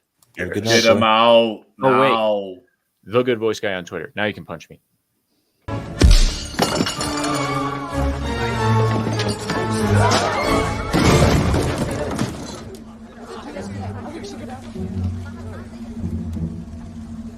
He likes pineapple on his pizza. There's absolutely nothing wrong with having God's fruit on pizza, Tom. Absolutely not. It's a proven fact that pineapple goes bad the instant you put it on pizza. So does the pizza. Those who don't like pineapple on pizza have no soul. Oh, I guess I don't, That's but you know, extravagant. it's better than anchovies. So there's something far better than Amen anchovies. to that. Pineapple's just kind of like I don't even hate it. It's just like, oh, it's there. You know, I'll eat it for free. But whereas anchovies, it's like, all right, this shit is war, bro. And I'm gonna Who win. started the pineapple on pizza debate? Was that Gary? Gary, I think. Yeah. Gary mentioned that he was getting a pizza that had pineapple and jalapenos on it, and somebody said, "Oh, I don't like pineapples." Sacrilege. And then Blasphemy. somebody named Rainbow Beard the Butt Pirate. I don't know who that might be. That was that name. talks to me. Might have by the super way. chatted that pineapple on pizza is great, and that Bruce Springsteen and Bon Jovi suck balls. That might have been what I said on that, and then that started the pineapple debate. That's Rage is on. Gary and I agree with. Thank you, Doc. Well, Yeah, there tell you me. go. Let's see. Trying to remember what else. I have tons of questions about the Can I ask show. something actually? Because I noticed, go ahead. just out of curiosity, because I think you guys, I didn't think I saw a Facebook page. I was wondering if that's a conscious decision not to do that, or it's because of potential censorship. Oh, not having a Facebook page? Yeah, or for the Comix Division, or being on that particular platform. Yeah, I'm not on there. Mainly not because I feel like I'm going to be censored there. I probably will. But I think out of all the big tech companies, with the exception of probably Google, Facebook is awful. And I had a personal Facebook account, but I ended up ditching it just because I deactivated it because literally I got tired of people talking about Trump, good, bad, whatever. That's when I really started kind of ignoring it. And that was like, I guess before the term Trump derangement syndrome was coined, but it's like I just got sick of seeing a bunch of garbage on there coming from people who are my friends. Facebook also suppresses anything that comes from YouTube. So there's like Facebook is also the worst, in my opinion, on the censorship, and also the most polarizing because people love seeing the arguments go on Facebook. So therefore, it already has that where people love to see the arguments, or they like to watch the argument, and they won't and they'll just act like they're just kind of being there on the sidelines.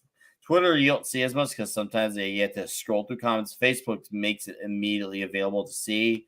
Then you have the stuff with the relationship stats. People go through breakups, and that immediately causes issues too. When someone's like, "Oh, hey, you just back and forth with this person." So Yeah, I feel like Facebook of all of them, it's the most divisive. In my opinion, like Twitter, it's just a bunch of celebrities we can make fun of. Whereas Facebook, we're all freaking at each other's throats. Yeah. It's funny. What really kind of became like a turnoff. There's plenty of friends I grew up with. Some of them have become very, very progressive, which is fine. You know, I'm not gonna stop being their friends, but they might stop being friends with me. And there was like this one chat thread. I said something, and this girl like flipped out and started accusing me of bullying her, all because I fucking questioned something. It's just wow.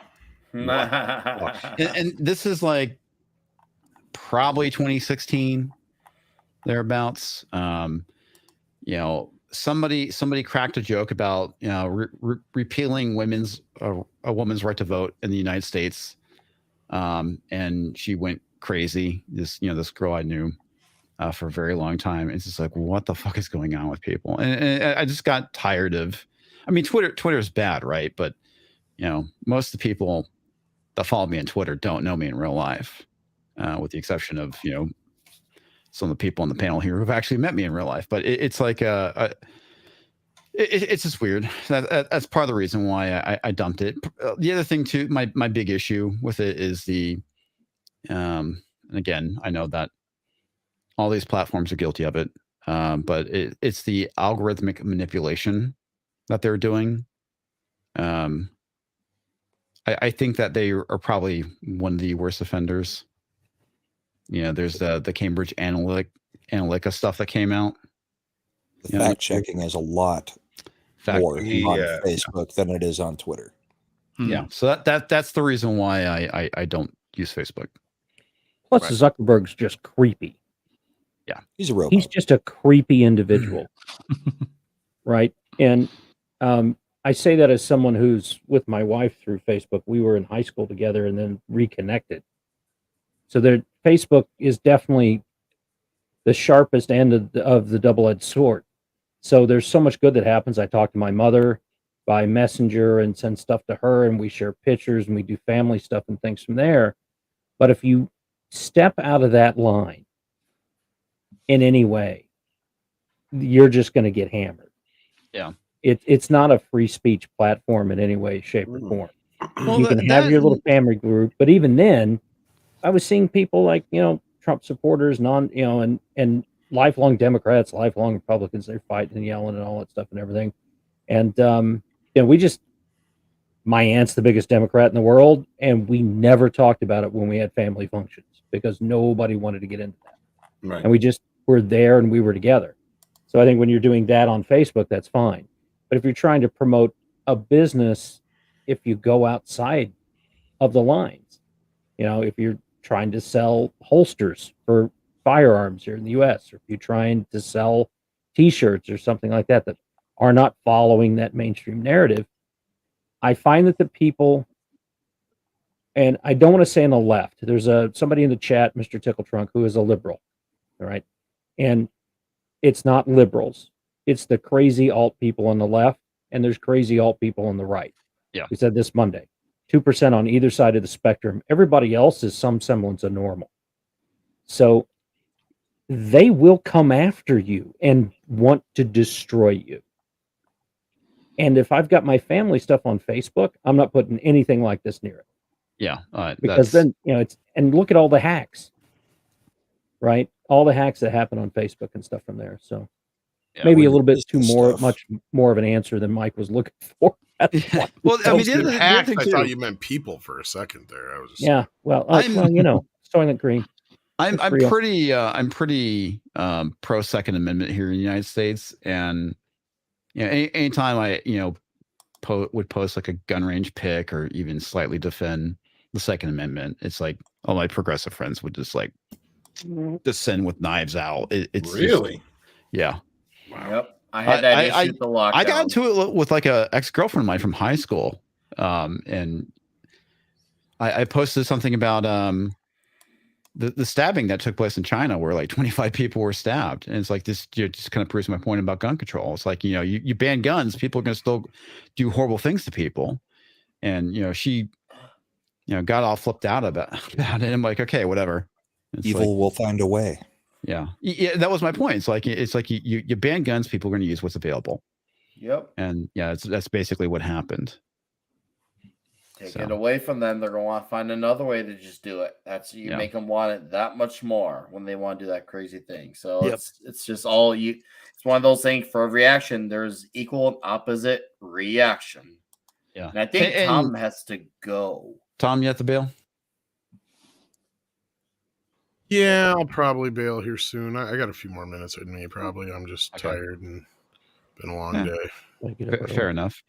The only reason why I haven't completely ditched Twitter, I deleted my personal account like I did with my Facebook account, but I kept my YouTube channel one, mainly just for self-promotion, right?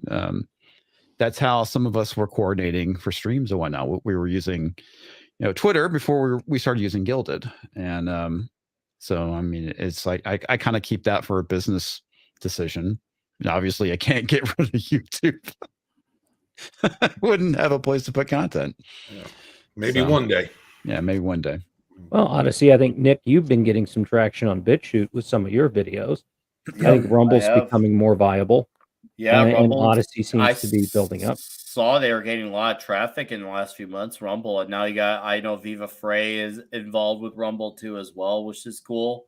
So they're actually they're gaining serious momentum. So I think they just had a major update too. Oh, I know Odyssey did as well, and we're all in the Gilded. Like we are the diddlers of the Gilded. So you guys in the chat, you should all come on Gilded. We have a great time on there. Absolutely. Fuck you, Gilded. Still need to update that. I was still kind of a little loud. We can't hear Tom. But so what made you want to start talking about free speech? I mean, there's a lot of craziness that's been going on in the UK. I mean, you've had people start showing up.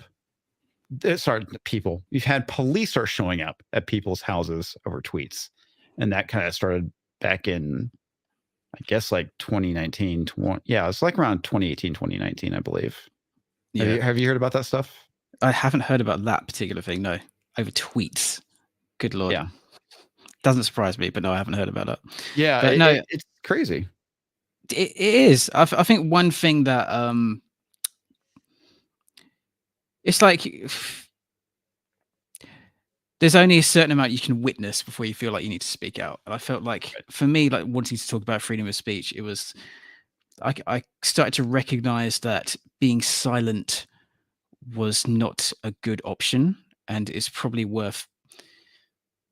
This may sound pretentious, but it was kind of a vibe of I wanted to kind of not help other people, but you know what I mean, sort of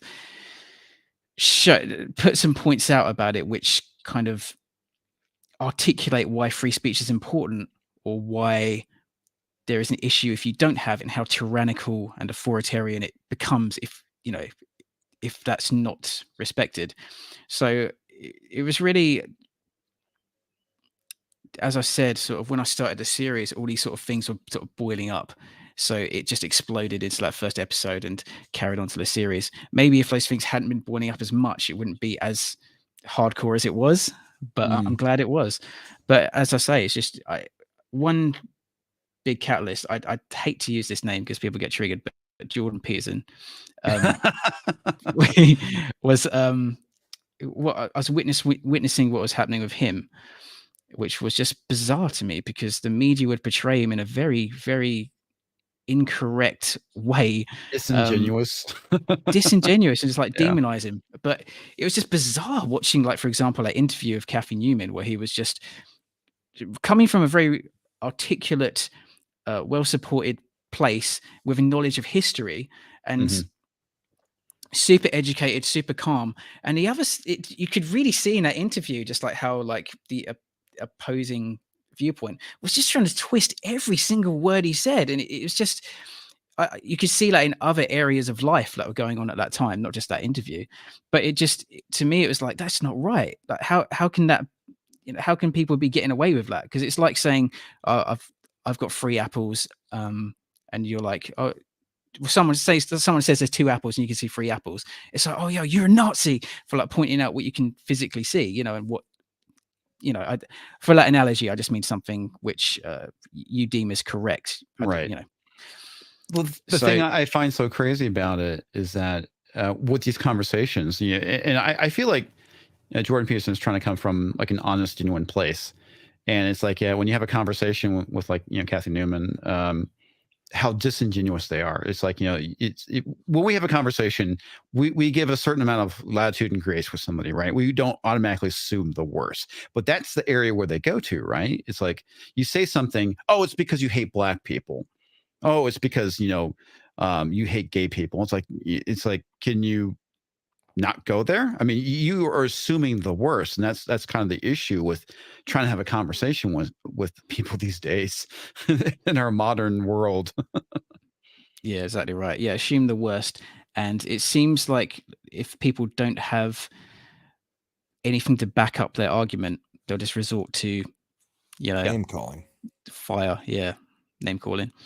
So yeah, with the series, that was something that I didn't like it. I thought it was bullying. I thought it was tyrannical. I thought, you know, I don't particularly believe in any one ideology, and I think that's good. I think like there's value to take from all sorts of different viewpoints, and I think that's a good way to be. Just like with music or anything, you know, just sample what you like. But when you go to the extreme ends of either side, that's dangerous stuff, man. And I didn't like what I was seeing, and even in my, dare I say, work corporate environment, you're kind of expected to adopt a certain political viewpoint, which with all these trainings and things like that. And God, it's kind of, it's like, why do I need to have a certain political view to do my job, to move numbers around? You know what I mean?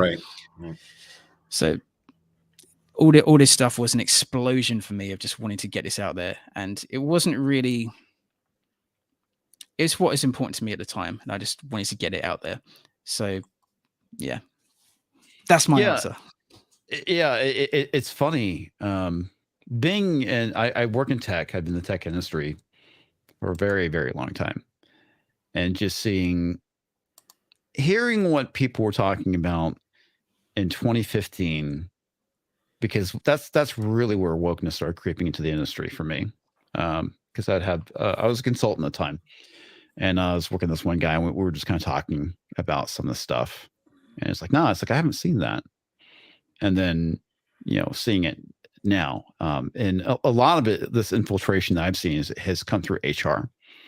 It's, you know, the millennials that went through this indoctrination from college or are now in the workplace. They've, you know, gotten into positions of power within companies. They're in the, you know, HR departments. And, you know, that's where a lot of the stuff is, you know, I'm seeing being driven. And I mean, there's a lot of stuff I would love to talk about, but I'm not going to, because, you know, I don't want to crap on the company I work for, and I don't want to talk about this stuff because, you know, out of respect for my employer. But there's this stuff I shake my head at. It's like, it's ridiculous. Well, you know, and that's kind of one of the articles that we had queued up to maybe talk about tonight was about Italy, and they had 30 million people that signed up for the national ID so that they could get their benefits. So when you rely on others for your daily sustenance, you're no longer free. You are now subject to what they say and what they do. So I have a day job. I go there. I am not independently wealthy. I do not have dividend income coming in from stuff and things that I can tell them to go fly a kite yet. All right. But I am working to get to that point when there's going to be 2 nice little middle fingers flying at that place as I'm walking out the door. Right. And until I get to that, I have to take care of business, right? Take care of myself, take care of my family, take care of those things that I'm doing, do the message out, work on these things with Comix and everybody here, get those messages out as best we can without beating people over the head, until I can sit there and say, okay, I'm self-reliant. But unless I'm living on 20 acres that has water and well and all those kind of things. Am I ever truly going to be self-reliant? No, not in today's world. It's not going to happen. But I have to give to my job what they say while I still am, needing a paycheck from them. And that's kind of where they get you. So now they had this crisis. They get out these PPE loans here in the United States. And part of the deal for taking those PPE loans was that the government owned a certain percentage of your business if you didn't pay the loan back. Well, all of the healthcare companies I know, all the providers and stuff, didn't have enough money to pay this back. And so every single one of the hospital and healthcare companies in the United States is now doing the ESG score thing, is now having to do certain things for diversity and inclusion, whatever they want to call it. Because if they don't, the government has told them they're going to come and pull loans that they don't have the money to pay back. Right. So it's classic what they did in Russia and what they did in China. And they just grab and make sure that they've got how you survive, how you eat. If they got that cornered, forget it. You're going to do it. And that's what happened in Italy. 33 million people just fell right over for this ID so they could get their daily ration. Are you familiar with what's going on with the digital ID? Yeah, Mike, sorry, yeah. Mike. Yeah. Yes, I am. Guest. Yeah, that stuff I find to be absolutely frightening. I totally agree. It's basically, it's 1984 stuff again, isn't it? Yeah, again, it very much is. I'd like to get into that a little bit more. I know that, Tom, you need to get the hell out of here. Yeah, I've been up since way too early this morning. Sorry, guys. I got to check on out of here. So, with that, yeah. Night. Love you all. Take care of yourselves. And what does God need with a starship?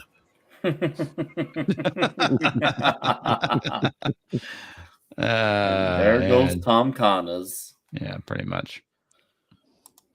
All right. But yeah, okay. So yeah, it is very 1984. And the thing I think is so funny is, all these things that are going to be mandatory, they always start off as being voluntary, right?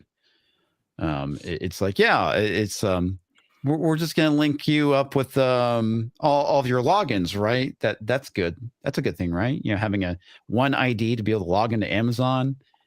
Oh, it's also going to have your public records too, like your vaccine passport, your driver's license, all this other stuff. And it's kind of like a one-stop shop of having all your information in one place, which I think is, kind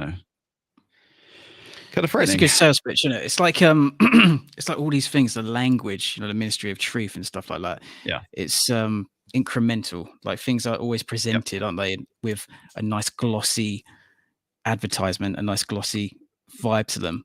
It's like I was thinking the other day about advertising in general and media. Sorry to go off on a tangent here. No, that's fine. Because it's interesting because when you think of, like, for example, a car commercial, there's so few times like they'll talk about the car. They'll just talk about the feeling. They'll talk about, the name of the car, the Jaguar, the Falcon, or whatever it is, and it's so rare they'll talk about the specifics. It's all about the vibe, the feeling. Or with like McDonald's, for example, there was like, I recall this advert in the UK where they would have like, because they don't talk about the food because the food is shit. The food is, toxic, right? But they had this advert which creates this wholesome family vibe, right? And it's like that particular advert, they had this like urban rapper dude listening to some music. Then it was showing someone else, like this older gentleman listening to a record player, and it's following through their lives. And it kind of all came together in a McDonald's, and they're both sitting there eating the same meal, having a look at each other. And the tagline is, we're not so different. And it's interesting to me because, like, with advertising, you just need the music, you just need that feeling, that unconscious vibe of the product. And in the same way, you see that in movies, I feel like when the swell of the music, when they put you in the point of view of the protagonist, of the view they want you to have, it's a good way of mind fucking people a little bit. You know what I mean? Yeah. It's like old fashioned propaganda in a way, which I hope with XRL7 I kind of remedy a little bit. You do. Yeah. It's funny because one of the things that you kind of brought up with that whole thing is with advertising. There used to be this thing called truth in advertising, and that got repealed in the States a number of years ago. I want to say it was like the early 2000s or maybe it was late 90s. I don't remember, but it was the idea of selling in this image, right? And that's the whole thing with like Divi Divine's character, is that he's selling this image. You know, it's more of that style over substance, and that's why I feel like you see with car commercials, or be it fast food or medication, it's selling this kind of image to people rather than actually selling a product to people. You need to buy this thing because XYZ reasons. So that's how commercials used to be. And now we kind of moved on to this infotainment kind of commercial, where it's like, your life is not complete unless you're driving the latest Lexus because, you know, XYZ reasons. You'll be able to pick up women. You know, your penis will stay harder. You know, stuff like that. I mean, it's rather than saying, "Hey, this car is safe. It gets great gas mileage. You know, there's lots of space for your family." I mean, that's, you know, like I said, I'm repeating myself at this point. That's how commercials used to be. Well, it goes even further than that sometimes. Yeah. You have commercials where until the very end where they flash the name of the company, you have no idea what they're even advertising. Yeah. And that's all over the place now. They're advertising an idea that has nothing to do with what their company is. It's just one of those flashy social issue ideas. And then we're for that, Gillette, or we're for that, you know, whoever. Exactly. Yeah. It's more about an idea than the product, and they have to virtue signal in order to get you know, to reinforce the echo chamber, so that other people will help to promote that product. It's not about the presentation of something that you need. It's what they want you to believe. Well, the funny thing too is like a lot of the censorship around YouTube is being driven by ads. Yeah. Well, I mean, we've talked about that. Yeah. So, and Mike, in case you don't know, I'm probably the oldest person here. So I remember radio and television, and my baby pictures were in black and white and stone tablets. So radio was this medium. It was new. A lot of people were using it, and you had amateur operators, and then it became something people would watch, or not watch, but would listen to, and they would, and for news, and then it got into the major companies, and before you know it, you only had 3: ABC, NBC, CBS, right? And those radio broadcasting, and they put on shows, and they had to pay for that. So they had advertising that got started, and in the what was print, and then television came along and took that over, and radio, which was king, kind of lost out. You slowly, and over a decade or two, everybody moved to television, and television has reigned supreme for a long time. And in the last 15 years with YouTube, you had all the independent creators like yourself and others that had this free and open marketplace to go and create and put stuff out. And we realized that this corporate BS that we were getting was just that bullshit.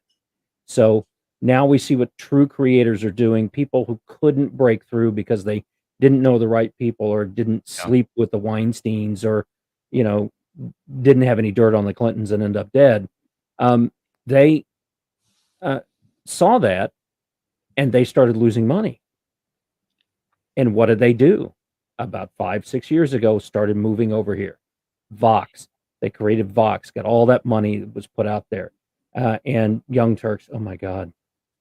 Anyway, that guy's insane. He literally is certifiable. No doubt. Experience right there with them. But they're doing that now, and they're great.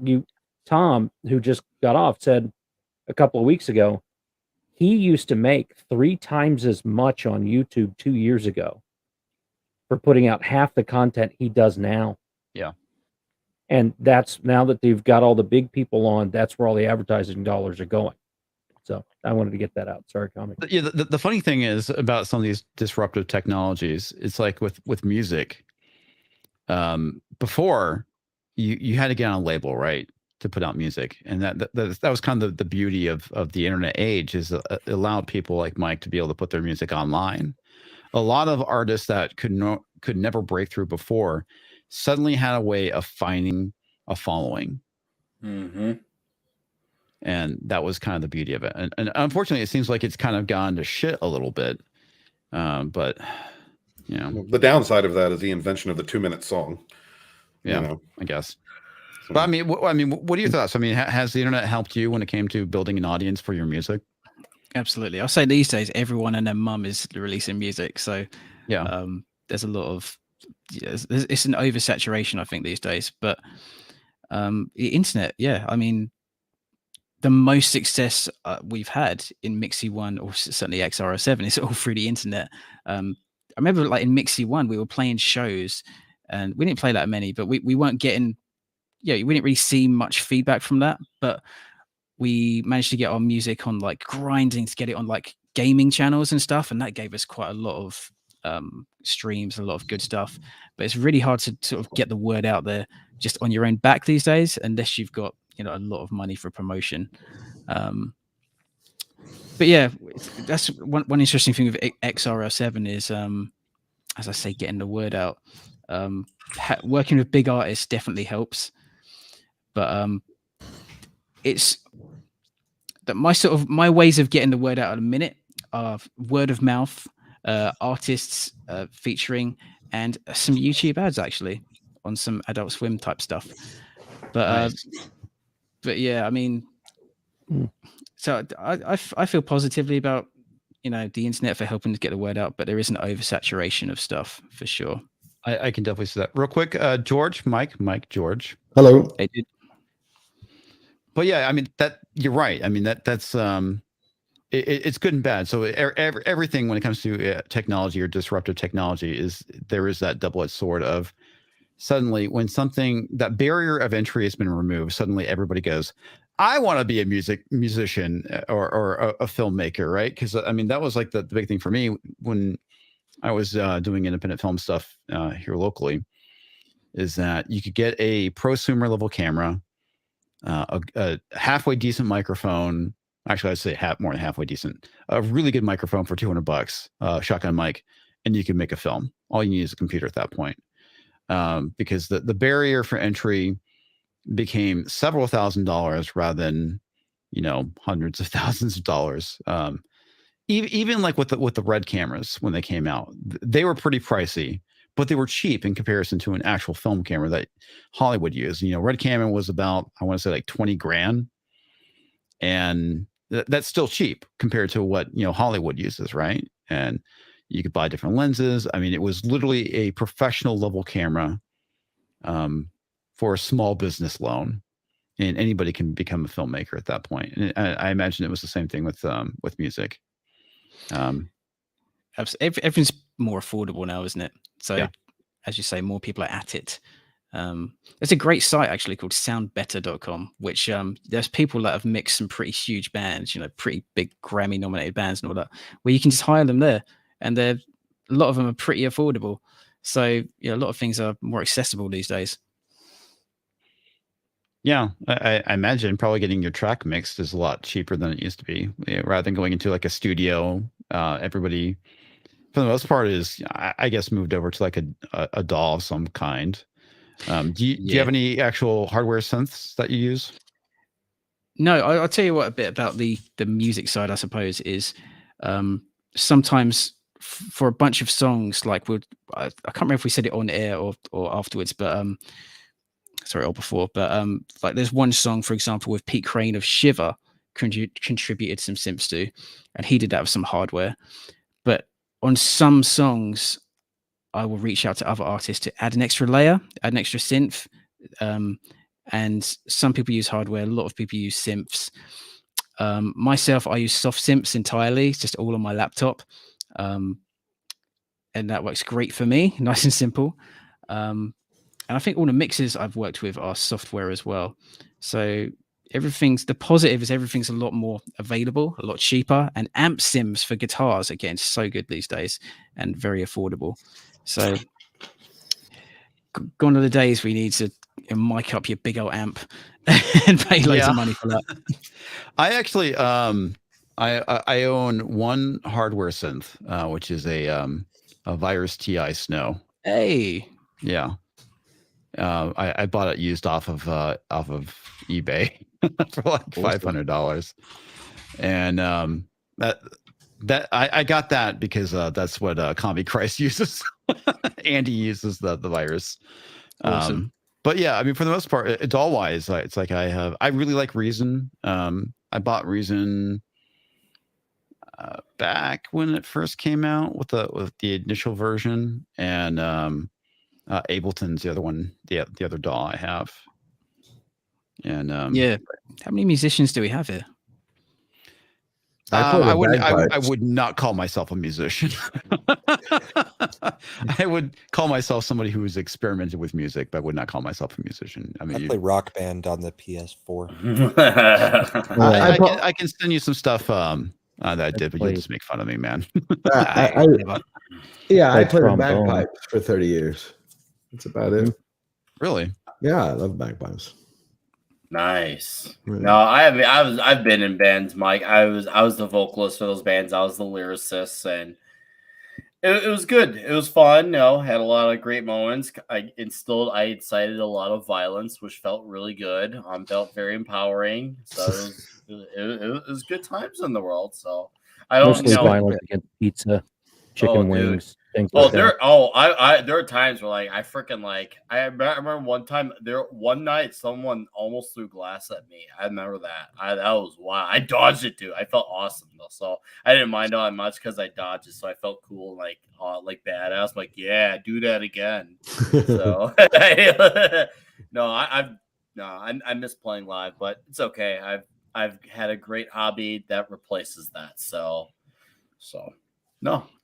Playing on stage is quite high, but this is seriously equal to that high. So one audience for another. My whole joke is that I legit. I mean, I tried to learn to play guitar when I was a teenager, all the way through my 20s. I'm terrible at it, but the one thing I do know is computers. So when it comes to drawing notes in a DAW, I can do that real well, I think. Yeah. Yeah, it's like my dad plays guitar and he played piano and he paints, and he makes anything with it. He makes knives and he makes all this stuff and he fixes all it, and I can't do any of that shit. He's a Renaissance man. Great. Yeah, he's a great. He can do all it. Dad, can you fix? Yeah, and I could whatever. So what do? I go into computers because it's just if then else. I can understand that. Yeah. But yeah, I played trombone for a long time. Really enjoyed it. I couldn't handle any valves or anything with my fingers, so I had to use trombone with that. So yes, I'm in the Dix Division, and I play bone.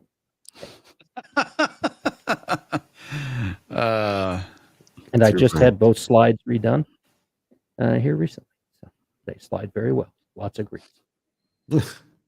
Well, okay then. So you can't play stuff like that quietly. You got. That's allowed. Even with a hush mute, it didn't work. Yeah, I had to do that pretty loud. But parents were always supportive of that. My grandmother was a wonderful piano player and tried to give me lessons, and my fingers just don't work as well together. So I type with my thumb and two fingers. I don't really use the pinky and the ring finger in my hands. And it's kind of hard to play piano or guitar or any of that without being able to do that. So. Yeah, that's the other thing is I tried to learn to play piano. I picked up a little bit of acoustic. My dad's a multi-cut. He's a singer, a lyricist. I mean, he's plays a bunch of instruments. My mother's a drummer. My son's a singer, though. It kind of passed me and went on to him. So he actually makes music using the internet right now. But Walton, you're great with trees. Yes, thanks for coming back to that, Tox. Throwing at your age out there. Yeah, I remember dial. I remember when there was 2 channels on the radio. Don't do that, man. Don't do that to yourself. There were 3. So Mike, what is your favorite soft synth? Favorite soft synth? Lately I'm into one called DS4. Before that was one called Omnisphere, which I think is quite a popular one. I realize this means not much to a lot of people here, but yeah, it's good synths, good stuff. You heard of White Bat? Sorry? You heard of White Bat? I don't think so. Oh, okay. Next. No. He's on YouTube, and what he does is he has some synth and the 80s synth and stuff, and what he's done is let people stream it and use his music for free. So you just put down, here's the credit that. So a lot of gamers and people use his stuff on their background, and I think he's gotten a little bit of a following from that, and that's why I ask, and you're looking to spread your music out in that way. You talked about trying to connect with gamers. If you'd yeah, that was an interesting trade-off with my band Mixy One, because you could get our music on. Lots of gamers would use our music, but we wouldn't get any revenue from it. So it's kind of exposure, right? And people check it out on Spotify, but of course get paid for it. But it would kind of work because more people would check us out. But X-RL7, I'm not doing that because I feel I might as well just do the traditional route, and just because I'm keeping it on the channel. It's quite specific, so I'm collecting the revenue straight from YouTube there. Good. But yeah. Now, a question I've always wondered: what about the business side of this? Now, I'm not going to ask you to tell me about if how much you make or anything, but as an independent creator, some of the barriers that I see out there to even trying to do stuff is it does cost, right? And like taxes and things and stuff. And a really good mic is going to cost you $400 or $500, and the computer is going to cost you with a graphics card being able to do something, going to cost you about $2,000 to $3,000. On the business side of it, you're not spending nothing to do this, right? So there is money coming in. I'm not asking if it's enough to pay the bills, but on that side, are you do you have an LLC? Are you independent? How does that work? Well, fortunately, I have a day job. Right, so that's what paying for it, right? It's pure, yeah. But yeah, I mean, there's we have you're right. There's quite a few expensive. Animation itself is mostly free. I think there's an annual license for Toon Boom. Mixing and mastering is where my main cost is. That costs quite a few $100s per song. And yeah, there's all sorts of things that crop up, like web space and various bits and pieces. Usually with artists, we have a revenue split with songs. So we usually split a song 50-50 or something like that. But so money does come in through mostly that, and we have a lovely Patreon where some really lovely people help us out there. So that's really, really kind. But yeah, certainly, there's a bunch of expenses. So when people support, it's very appreciated. Good, because I wanted to kind of roll into that as a segue, and you picked that up. I'm putting the Patreon for X-RL7 in the chat right now. I'm also going to drop a link for the merch out there, which I have personally bought a wonderful t-shirt that I'm hopefully will have here soon, and some stickers. I'll put those in the chat. These are the kind of people that we need to support, like Mike. And I'm putting it out there. Please go take a look. Consider what Mike has at Patreon. Consider supporting him through that so that he can continue to send out this message of true tolerance and truth and discord and through there. So absolutely, that's a Patreon. That talks. And now I'm going to put the merch link out there, and just go out, have a look, consider supporting Mike and his work. Definitely go and look at the stuff. The songs are all right. They're fucking awesome. Yeah. The songs are really, really good. Where do you get the animation from? Get the animation from? Is that something you create in house? Yeah. Basically Beautiful. Drawing every little pixel and making it happen. It was a bit of a trial and error because Toon Boom is not made for pixel art, so I have to do all the individual. So I had to do all the individual assets in another program, export them, get them in, and it was a bit of trial and error if it was going to work when I first started. I had to post some help stuff, and no one responded, so I had to work it out on my own. But yeah, it's a lot of work. It's a lot of work, and that first year and a half, when you're working on, I was working on it in secret, I suppose, until it went live. That's a lot of work. It's a lot of work. and a lot of like motivation. And I'm very grateful that I think because there was the artists were involved after episode. Well, they were early on. Other people were involved. It was very motivating because I didn't want to let anyone down. So it just plug away. But now the assets of the characters are there, so it's a lot faster. And pixel art is a lot faster than a more detailed medium. And it's really cool with pixel art because it's one of those things where you just project onto the art and the characters, because it's amazing how one pixel can represent something and your mind just takes you there. So like I was saying, that's nostalgic to a lot of us too. No, I love it. It's like if 8-bit games had cutscenes. Yeah. There was one thing too. I forgot to bring this up earlier with your latest episode. I thought it was pretty funny because I kind of felt like you were taking the piss out of YouTubers, specifically with the whole thing with everybody would break into basically the game promo. it was like your version of Raid Shadow Legends or something like that. yeah, you got it. You got it. That was weird because yes, it was. I was trying to lovingly make fun of YouTube because I watch a lot of that stuff and I love it. I watch a lot of music YouTube.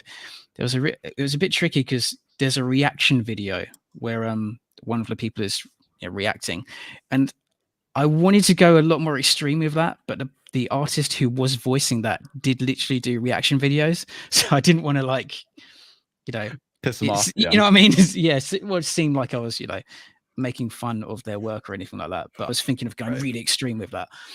But it's very much a YouTube parody satire with a bit of alternative media right at the end because I still wanted to get something in. Yeah. And I think that was your longest episode so far too. That took a long time, man. Yeah, 18 minutes. Yeah. How long does it take for you to put those together now, comparably to when you started? It's faster now, but it's typically like 6 to 8 weeks. Mm-hmm. Depends on the episode, and something like that is that one took almost a year. I had bits of that. Woo! Wow. Well, the thing is as well, when you're working with musicians, I try to plan things at least 3 months in advance because musicians go on tour, and we're all humans. We all got stuff going on, and right. You're waiting for files to come in before you can do stuff. So I do what I can. But that particular episode, so many people involved, it kind of came together in bits.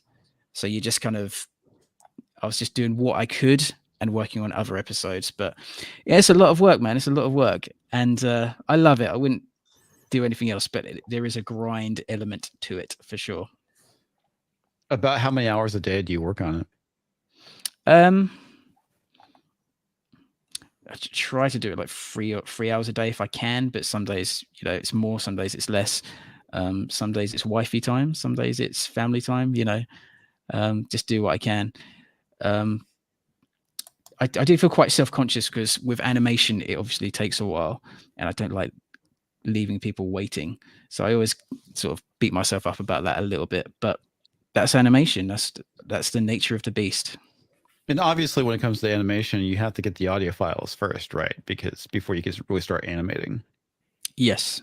So, yeah.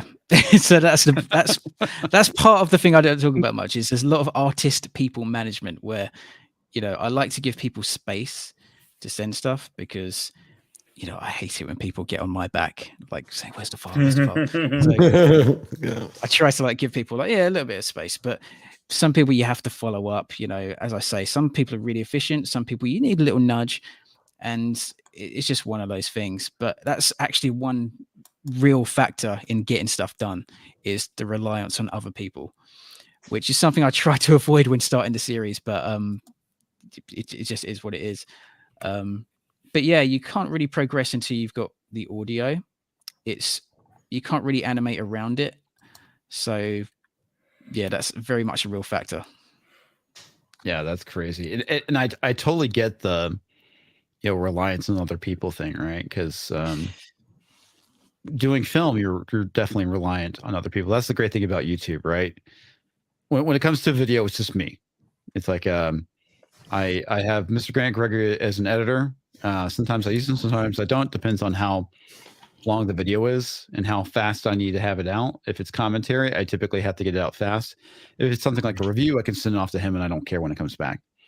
When it comes to recording something, obviously it's me. It's all about my motivation. But when it's other people, and that's the other thing too, when you're not paying people, money is always a motivator, right? I mean, you can definitely tell them what to do when you're paying them, because they're no longer doing you a favor, right? Because that's the big thing. Obviously, a lot of these people, they're doing you a favor, and you really can't push too hard. Hey, can you show up today to go shoot this thing? Oh no, I'm flossing my teeth. How about next weekend? Right? I'm flossing my Seriously, teeth. I mean, I run into shit like that. It's like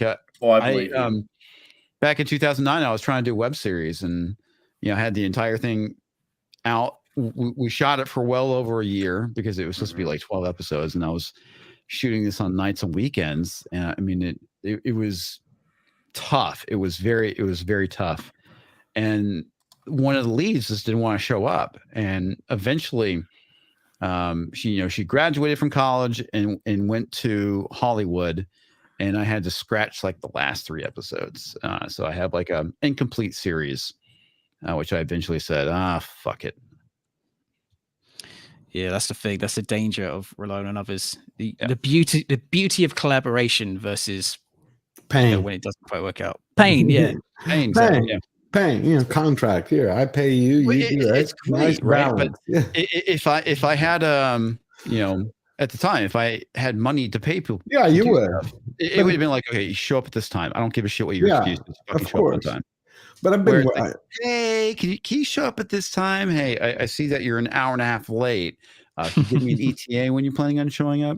Whereas it's like you're a fucking hour and a half late. You're supposed to be out here, at 6 o'clock. It's 8 o'clock now. So you were nice when you were collaborating. I have to be, man. I mean, never was that way. I collaborated a lot when I was younger, but I would always be like, if you're going to do me a favor, do me a favor. If you're not, go fuck yourself. Either be on time or. You could definitely do that when you're at the start of a project. You can't do that in the middle of one. Yeah. I've been there. I don't know. It's like when you have a friend that's a contractor and you need something done at your house, and they're like, "Yeah, I'll be happy to help," and it's like, "No, can I pay you? Because you might actually do it if I pay you. If I don't, it's not going to happen." Why are contractors that way? That I have had it happen. I have a friend who's a contractor. He's like, I'll come do this. No. Let me just pay you, set a time. He's I'll get there on my free time. No, that'll be next year. I need it done this weekend. Talk to a contractor's wife. Their stuff never gets done. Gotcha. But at the same time, you get to look back on your life and you said, you know what? I got to work with Daniel Graves. It's just like, so you have fun. Cool. Yeah. Fun. That's the whole point, is to have fun, to do something you love. Yeah. Everything else is secondary. Well, speaking of doing things independently, may I ask what software or process you guys use for your work? Oh God. When I first started out, I was recording everything off my Mac. I was using something called ScreenFlow, which allows you to go and record your screen and record your audio. And ScreenFlow is easy, but it's really easy to screw something up big time. The issue with ScreenFlow, like with any program, you have the ability to undo stuff. That extends to what you've recorded. So I've actually undone entire projects to the point where everything was gone. Like if I closed if I didn't render the video out, everything would be gone. It would be lost forever. It sucked. And I've done that a couple of times. I was like, I'm not using this shit anymore. Then I started recording in Premiere. I switched over to a PC because my laptop is a bit old now. It was brand spanking new when I started doing YouTube, but now it's showing its age. So I record using a PC. I use StreamYards. No, not StreamYard. Hang on a second. It's Stream something or other. I thought it was StreamYard. We're in StreamYard right no, it now. is StreamYards. Yeah. No, we're using StreamYards. Are you using OBS? I'm using Streamlabs? OBS. Streamlabs. Thank you. I'm using Streamlabs OBS. That's what I ended up switching to for the recording aspect of it. The editing, I still use Premiere. Yeah, classic. Yeah. what I use. And of course, I have my my really nice Shure microphone and a bunch of crap behind me, which I probably don't know how to use. Well, I mean, probably I don't know how to use all that stuff, but so that thing in Star Trek when you got the blinking lights, it looks impressive. You know? Yeah. Well, I mean, the funny thing is, it's I have a nice music rack where I have a a switch and a it's not a UPS, but it's pretty damn close to one. Surge protector. But yeah, I mean, for the most part, when I go and edit, I have stuff kind of scaffolded out in Premiere where it's like I have all the avatars in there, and I go and record. I don't worry about animation till the very end. I'll go through and do an entire video. I will edit the audio first, and then I will add the what I feel is the appropriate avatar for the reaction. The editing, it's funny because it's like how quickly a video gets created has ebbed and flowed over the years. When I was using ScreenFlow, I could usually record and edit something within maybe about 2 hours. Nowadays, if I was just using the logo, I would just record, drop in a background, drop in the logo, done. Since I went back to the avatar, usually it's about an hour editing everything. So the process typically, depending on how long the video is can range anywhere from if it's a quick 1-2 minute video, maybe an hour and a half, 2 hours, to a total of 3 to 4. Right. It's not a bad turnover. It's not, but when you're talking about something that is topical, you got to have something out really quick. Whenever I do a review, which I have not done one in a while, I typically record something and I just shove it to Grant and say, do what you think is right. And you typically find some good stuff to put in there, like clips or whatnot. Yeah, that's pretty cool. Yeah. As for George, man, I'm kind of curious how you're able to get stuff cranked out. But you actually do face the camera, which is, honestly, in my opinion, is a lot easier to edit. It requires a lot of Batman, by the way. Oh, thank you. Yeah, no, it's with Syndec. Remember, it's like I script everything, and I do all the research. Like for this Amazon video with those shills, I spent the last 5 days, probably like 70 hours, researching each one of the people that was taken. So I do all the research, I do all the writing, and then together we work up some ideas. But Syndec does all of the editing, and he'll spend like 20 hours per video. 8 to 20. Yeah. So everything, it's 8 to 20 hours. It depends, because we've created now this one for shorter stuff. So when something, a big news item comes out, trying to get it out quicker, we can do it in a few hours. But yeah, that's not my area. It's really maybe it's the thing from business. It's editing. I tried it for a little bit. I was like, this really isn't me. It's going to take me years to get to any one of y'all's levels. So I was like, nope. I can create. I can't edit. So I got together with him, and thank God, he's a blessing, like a brother. Exactly. And so we're a great team. He's what I call a visual smith. I'm the wordsmith, and together we make a good package. How about you, I Brahma? can't create or edit, so I guess corralling comics to get stuff done is my skill. Well, the great thing about it is that Mike's here is because of you. Oh, and that's the thing. You can't do this stuff alone. We had tons of bots in chat tonight, right? So there were multiple people on the panel and in the chat taking care of that. And there's got to be somebody that makes the calls, that gets things together, puts stuff out. We're booked out through middle of August on Thursday. Yeah. And we're getting to the point where we're booked into August on Mondays. So, and that's no repeat. Well, Latino Slant's going to be on again, and we're going to have Spencer Bakuli twice. But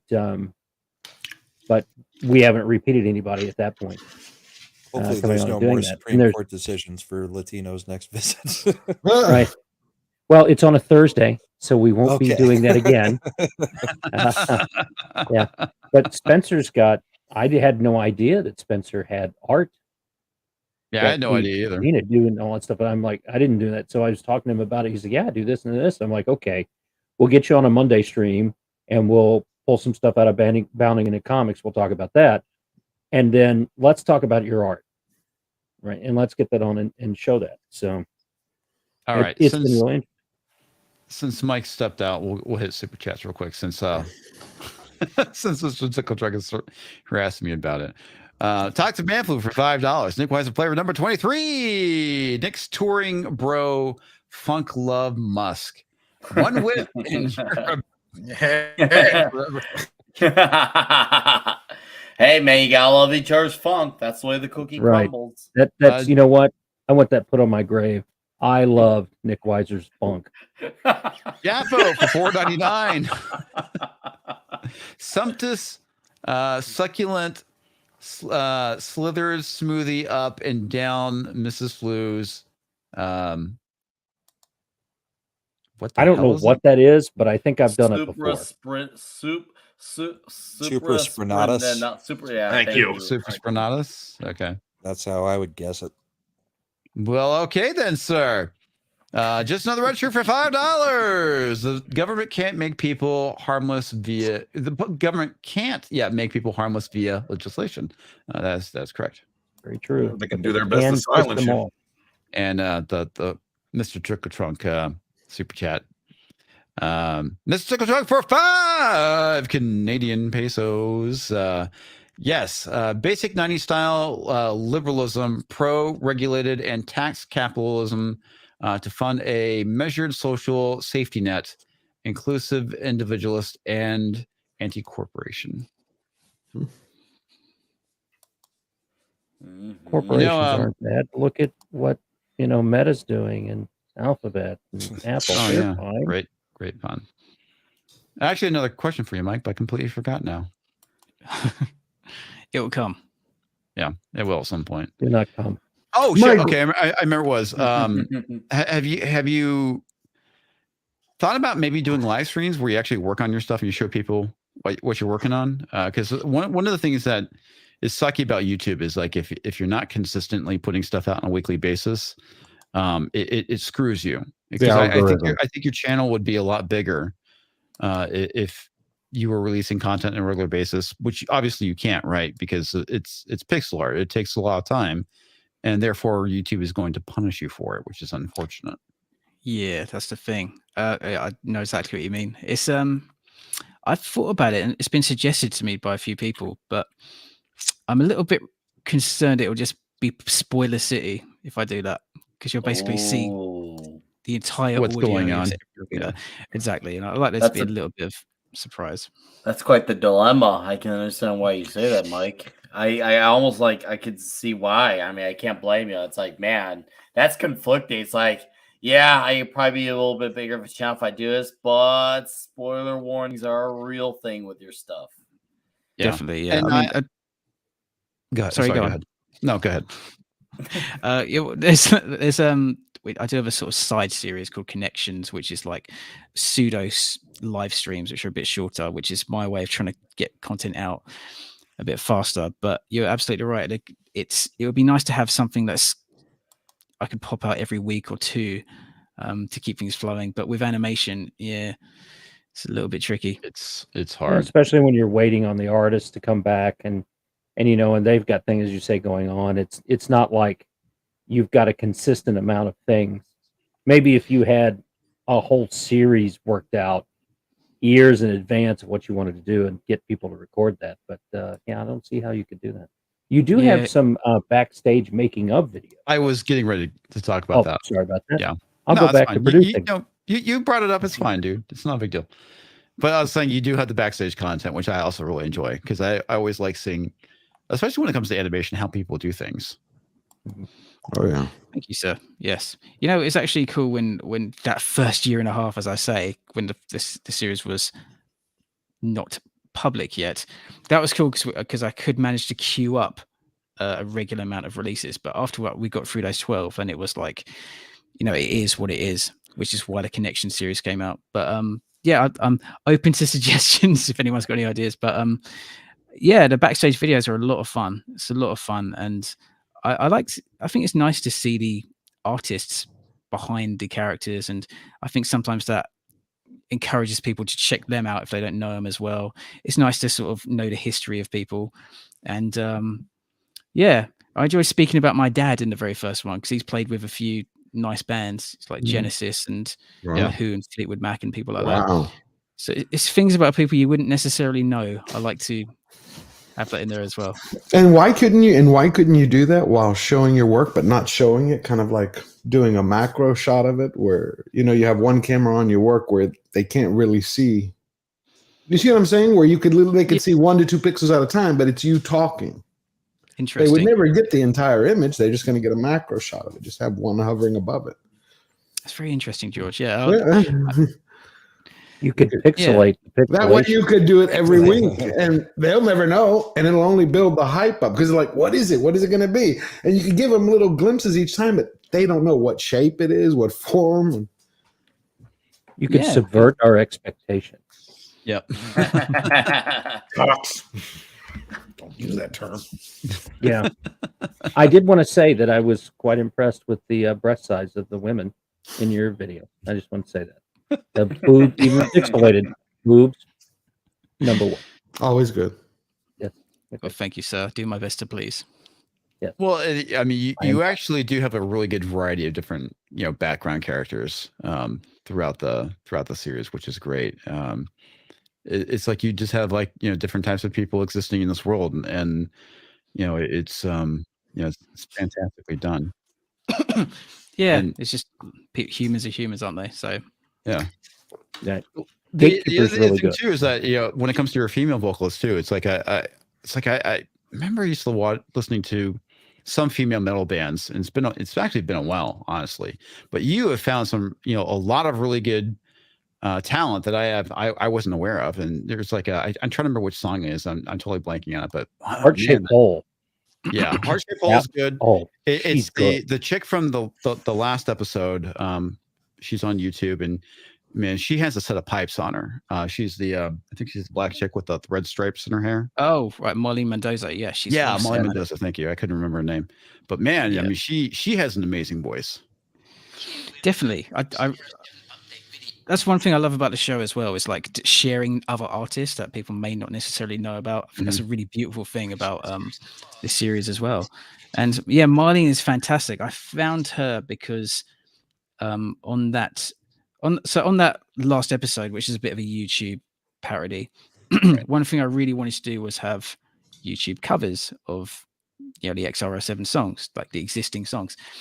And I came upon Marlene by accident because I was looking for someone to do an acoustic cover, which ended up being Annie Wallflower, another amazing vocalist. And I came across Marlene's version of, she covered a Spirit Box song, if you know Spirit Box, like super heavy. They've got a song called Holy Roller. Anyway, they're a big metalcore band. Okay. But yeah, she had this insane scream, man. I'm sure, Nick, you must know Spirit Box, right? I know of the name. I've not heard the music. I was a first wave guy. Once again, 02 through like 07, 08. So I know Spirit Roller, but I never looked into it. Real quick, who's playing something in the background? All right. We got sleeping people in my house, so. Yeah, Marlene was actually on American Idol recently, so. Oh, that's good. Really? Wow. Nice. Katy Perry didn't like her screaming, so. Oh, really? Wow. Oh boy. It'd be interesting if you did like an Inception thing and had Claudio Sanchez collaborate with you, since he does a little bit of the same type of stuff, and that his music and the graphic novels are tied in together in a story too. Yeah, that'd be interesting. Yeah, that'd be amazing, man. Dude's got some rocking hair. Yeah, pixelating him would take a while. Have you Comix is on Friday Night Tides, and the theme song of that show is sung by Dan Vask, who does a lot of internet covers. I think Toss a Coin for Your Witcher is one of his top ones. The stuff he's done from there. He's got a voice and a half, so maybe there's a connection to be had. Yeah. With the Brazilian and the Englishman. Yeah, Dan is great, and Dan's pretty good. Yeah, he's got a huge channel, I believe. Is he over a huge. million? Like 500,000-600,000 subscribers. Yeah, he's at 638 million. But he's and they're all women. Yeah, one of them. Yeah. His channel benefits from rewatchability because you can just go on and put on a song list, whereas you get I guess you get second opinion, something like that, which is a lot of people. You kind of watch it once, maybe twice. But his is it's a song, and it's one of the few places where it's available. So you go back to it again and again and again. I wouldn't mind seeing Dan pixelated. I think it'd be funny. Anyway. Yeah. So Dan, he's got Dan's a Pixel good. Nation. Mike's got a Pixel Nation. Well, back to the whole thing. Before I jumped on, we were kind of giving, I guess, Tox, you're giving him the explanation of Dick's Division, right? So initially, what I called my community was Pixel Nation, and that was because of a Dan Slott reference. Actually, no, it was a reference to Dan Slott by one of my viewers, and he said Pixel Nation, and I kind of ran with it. And then Tox went and kind of co-opted that with Dick's Division. Sorry. It goes back to the whole thing with you can't create your own legacy, right? You really give yourself your own nickname. Yeah, you can't give yourself your own nickname, right? And you can't create your own legacy. So that's the thing. That's funny about it.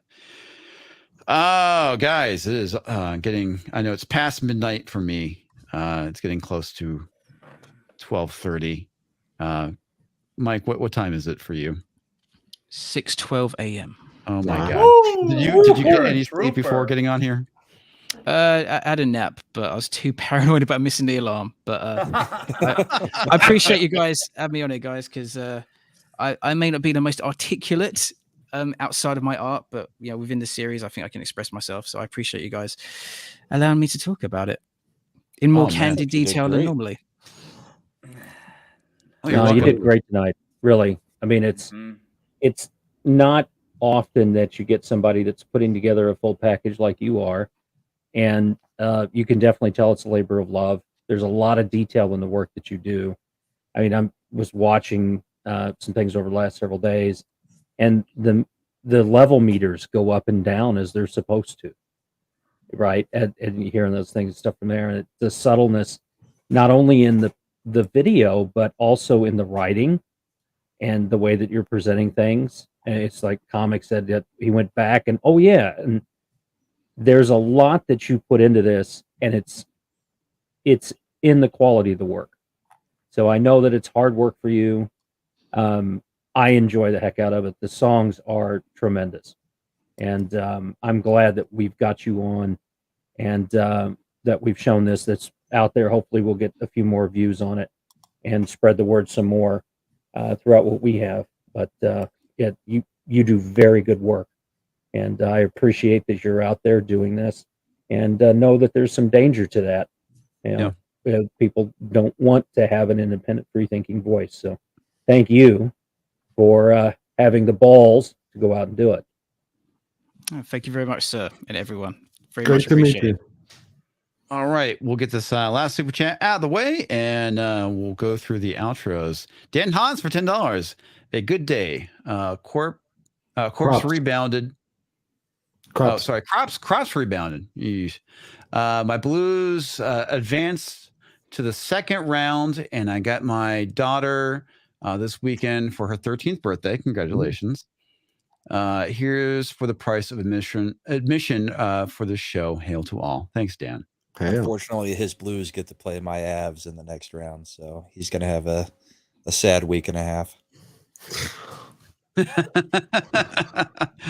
All right. We will start with our not our special guest, but one of our guests, and that is going to be the Walton. Oh God! All right, now I get all the excitement. build out at the end. Thank you guys so much for being here. Thank you for supporting this channel, for supporting one another. Hail the chat. Remember to support your independent creators out there. Subscribe to Mike. Let's push it out. Put links out for that man's channel. He's doing something special, and let's get behind that. Also, your favorite 2 or 3 YouTubers, please share out links for them. And your independent creators out there, people that are novelists, people have YouTube channels, Twitch channels, whatever it is. All the wonderful people on this panel, and of course, your indie comic creators out there, because we do not have an industry to support us. We only have each other, and we rise together.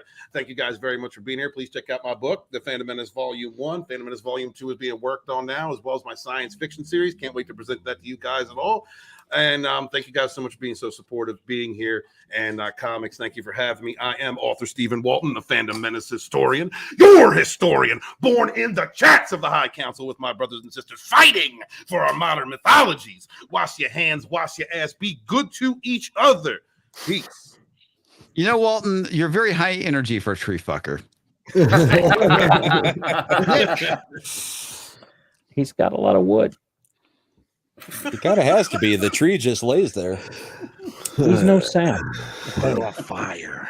Anyways, that's hard to follow all that wood. That's a lot of wood to follow. But anyways, I have a channel. I hit 1K recently. It was huge, like very huge. It was huge. Tomorrow night on the Comic Shop Talk, it usually starts around the near tail end of FNT. We'll be talking about the many badass armors of Iron Man for fun conversations and paying tribute to the great George Perez as well. And of course, I yell park cars the Dix Division on Monday night, meet on Tuesday nights. Toxic Tuesday, we'll be bringing Wes on, and we're also going to talk Point Break. And a few videos that are secretly under wraps. So thank you for inviting me to come on, Comics. It was fun and nice to discover Mike's story as well. Mike, I like what you got going, and I wish you the best going forward with your career in this animation world. So, and to the chat, you've all been excellent and magical. You all have an amazing evening. Goodbye, good fight, and good night. The Brahmabull. Hey, everybody. Mike, it was great having you on. It was very interesting. Even before I got in, I was trying to listen to everything, and yeah, I love what you're doing. So thank you for joining us tonight. Chat, you've been great. Panel, it's always fun. I released a video about 30 minutes before we went on, so at about 8 o'clock tonight. So if anybody wants to go check it out, it's slightly political. You can catch me on Monday nights here on Comic Stream, Thursday nights, and then Tuesday nights, and I guess now Thursday nights, I'll be on Supreme Heretics channel.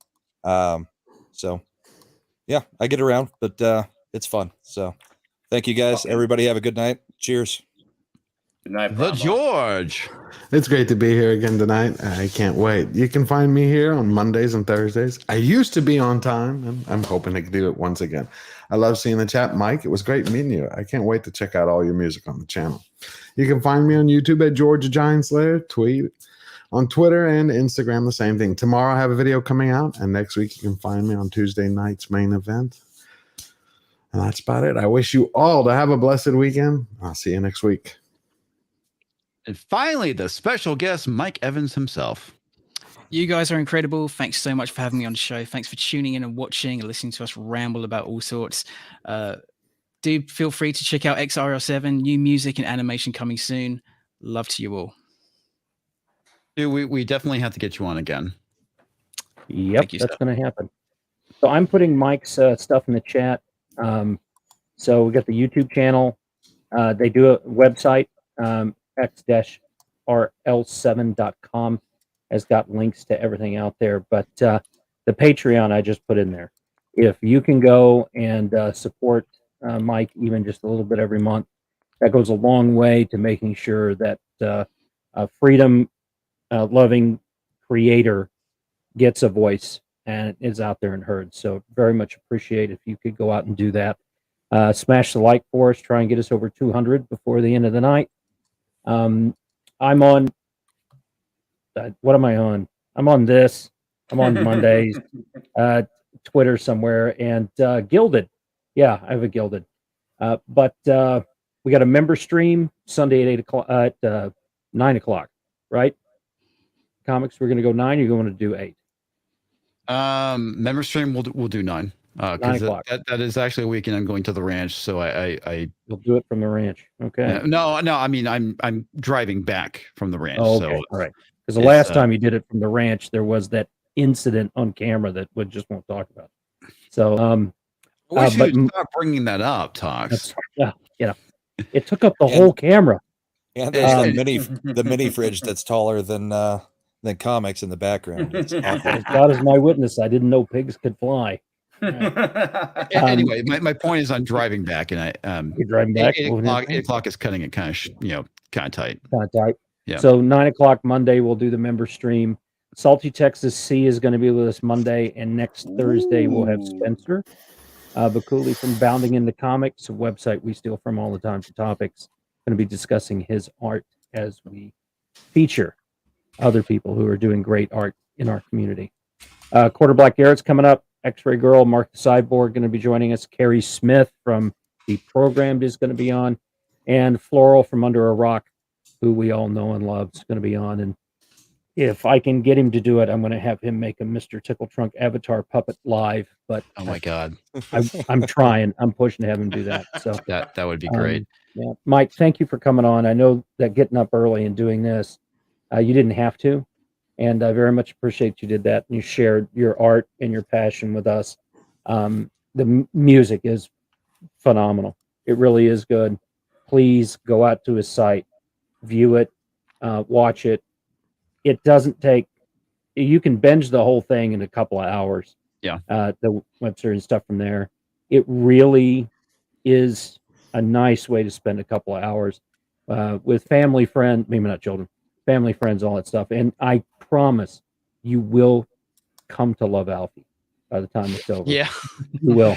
You will. And one important thing is we always talk about, we complain about what's going on with entertainment. I obviously creating entertainment is more important than complaining about it to a degree, I guess. I don't know, but we have to support people like Mike, because he's actually creating culture where, yes, we complain about it, and it is important to point out these things, but Mike is a true creative, and I would appreciate if you guys go sub to his channel, watch his content, because that's the big thing, right? It's not just subbing, hey, this is great, sub, walk away.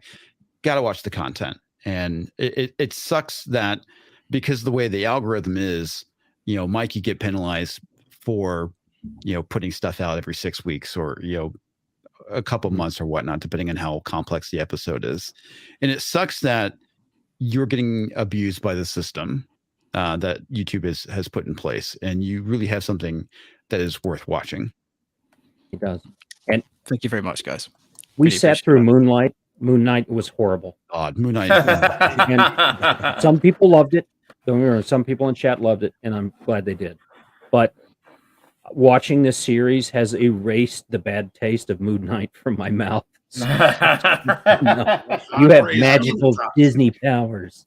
Well, I mean, that's the thing, right? Is that we all have a finite amount of time to spend on stuff, and quite frankly, I would rather spend that time watching something by Mike rather than watching something crappy by Disney, right? Because at the end of the day, watching the series, it's funny, it's witty. There's it's very smart. Where watching Moon Knight is like punching yourself in the balls. It's self-abuse. Anyway, thank you everyone who showed up tonight to watch. Thank you for those who donated. I do appreciate it. And we will catch you next Monday. And obviously, you guys can find me tomorrow night on Friday Night Tights, where we have Anthony Akumi as a guest. So, yeah. Member stream Sunday night. We'll see you then at 9 p.m. That's right. Monday yelling at Park Cars, Salty Texas C. Mike, thanks again very much. Best of luck going forward. I am watching your channel. Buy the merch. Support the man on Patreon. He's doing good work. All right. Thank you all very much. Hit those credits, everyone. Thanks for watching. Make sure to like, share, and comment. And subscribe if you're new to the channel. A huge thanks to all the Subscribe Star supporters. Without you, Comix Division would probably be crying in a corner somewhere. Well, hello there, big spenders. HMStix, Reuben Christopher Haynes, Roger the Shrubber, and Toxic Man Flu. I'm a sucker with a lot of dough. Crazy Catguy, MrGrantGregory, DJ.O, and David Blair. Take my money, damn it. Katina Martin, Brahmabull, Commander Ed STRAKER of Shadow, TerminusEst, Elagabalus, DariusM, Commenting is Dangerous, Salty Texas C, LDH27513, Subscriber number 22F2C6C3, Gentleman Mad, J.A.F.O, Death Angel's Shadow, Dexidoodle, Mech AG94, That's 70Srockfan, AJ Speaks, Pope Metallicus I, E. Clay, and Peter Bickford. I'll buy that for $1. Captain Trek, Cheesy Canadian, Chris from the 80s, Stand 4, John B, Colin Douglas, MrTickleTrunk, Jenna Lyn, and user C32A7350. Thank you all for watching. You are awesome. I'm gonna come a lot. Nick came 1,000-fold today. All right, pull out.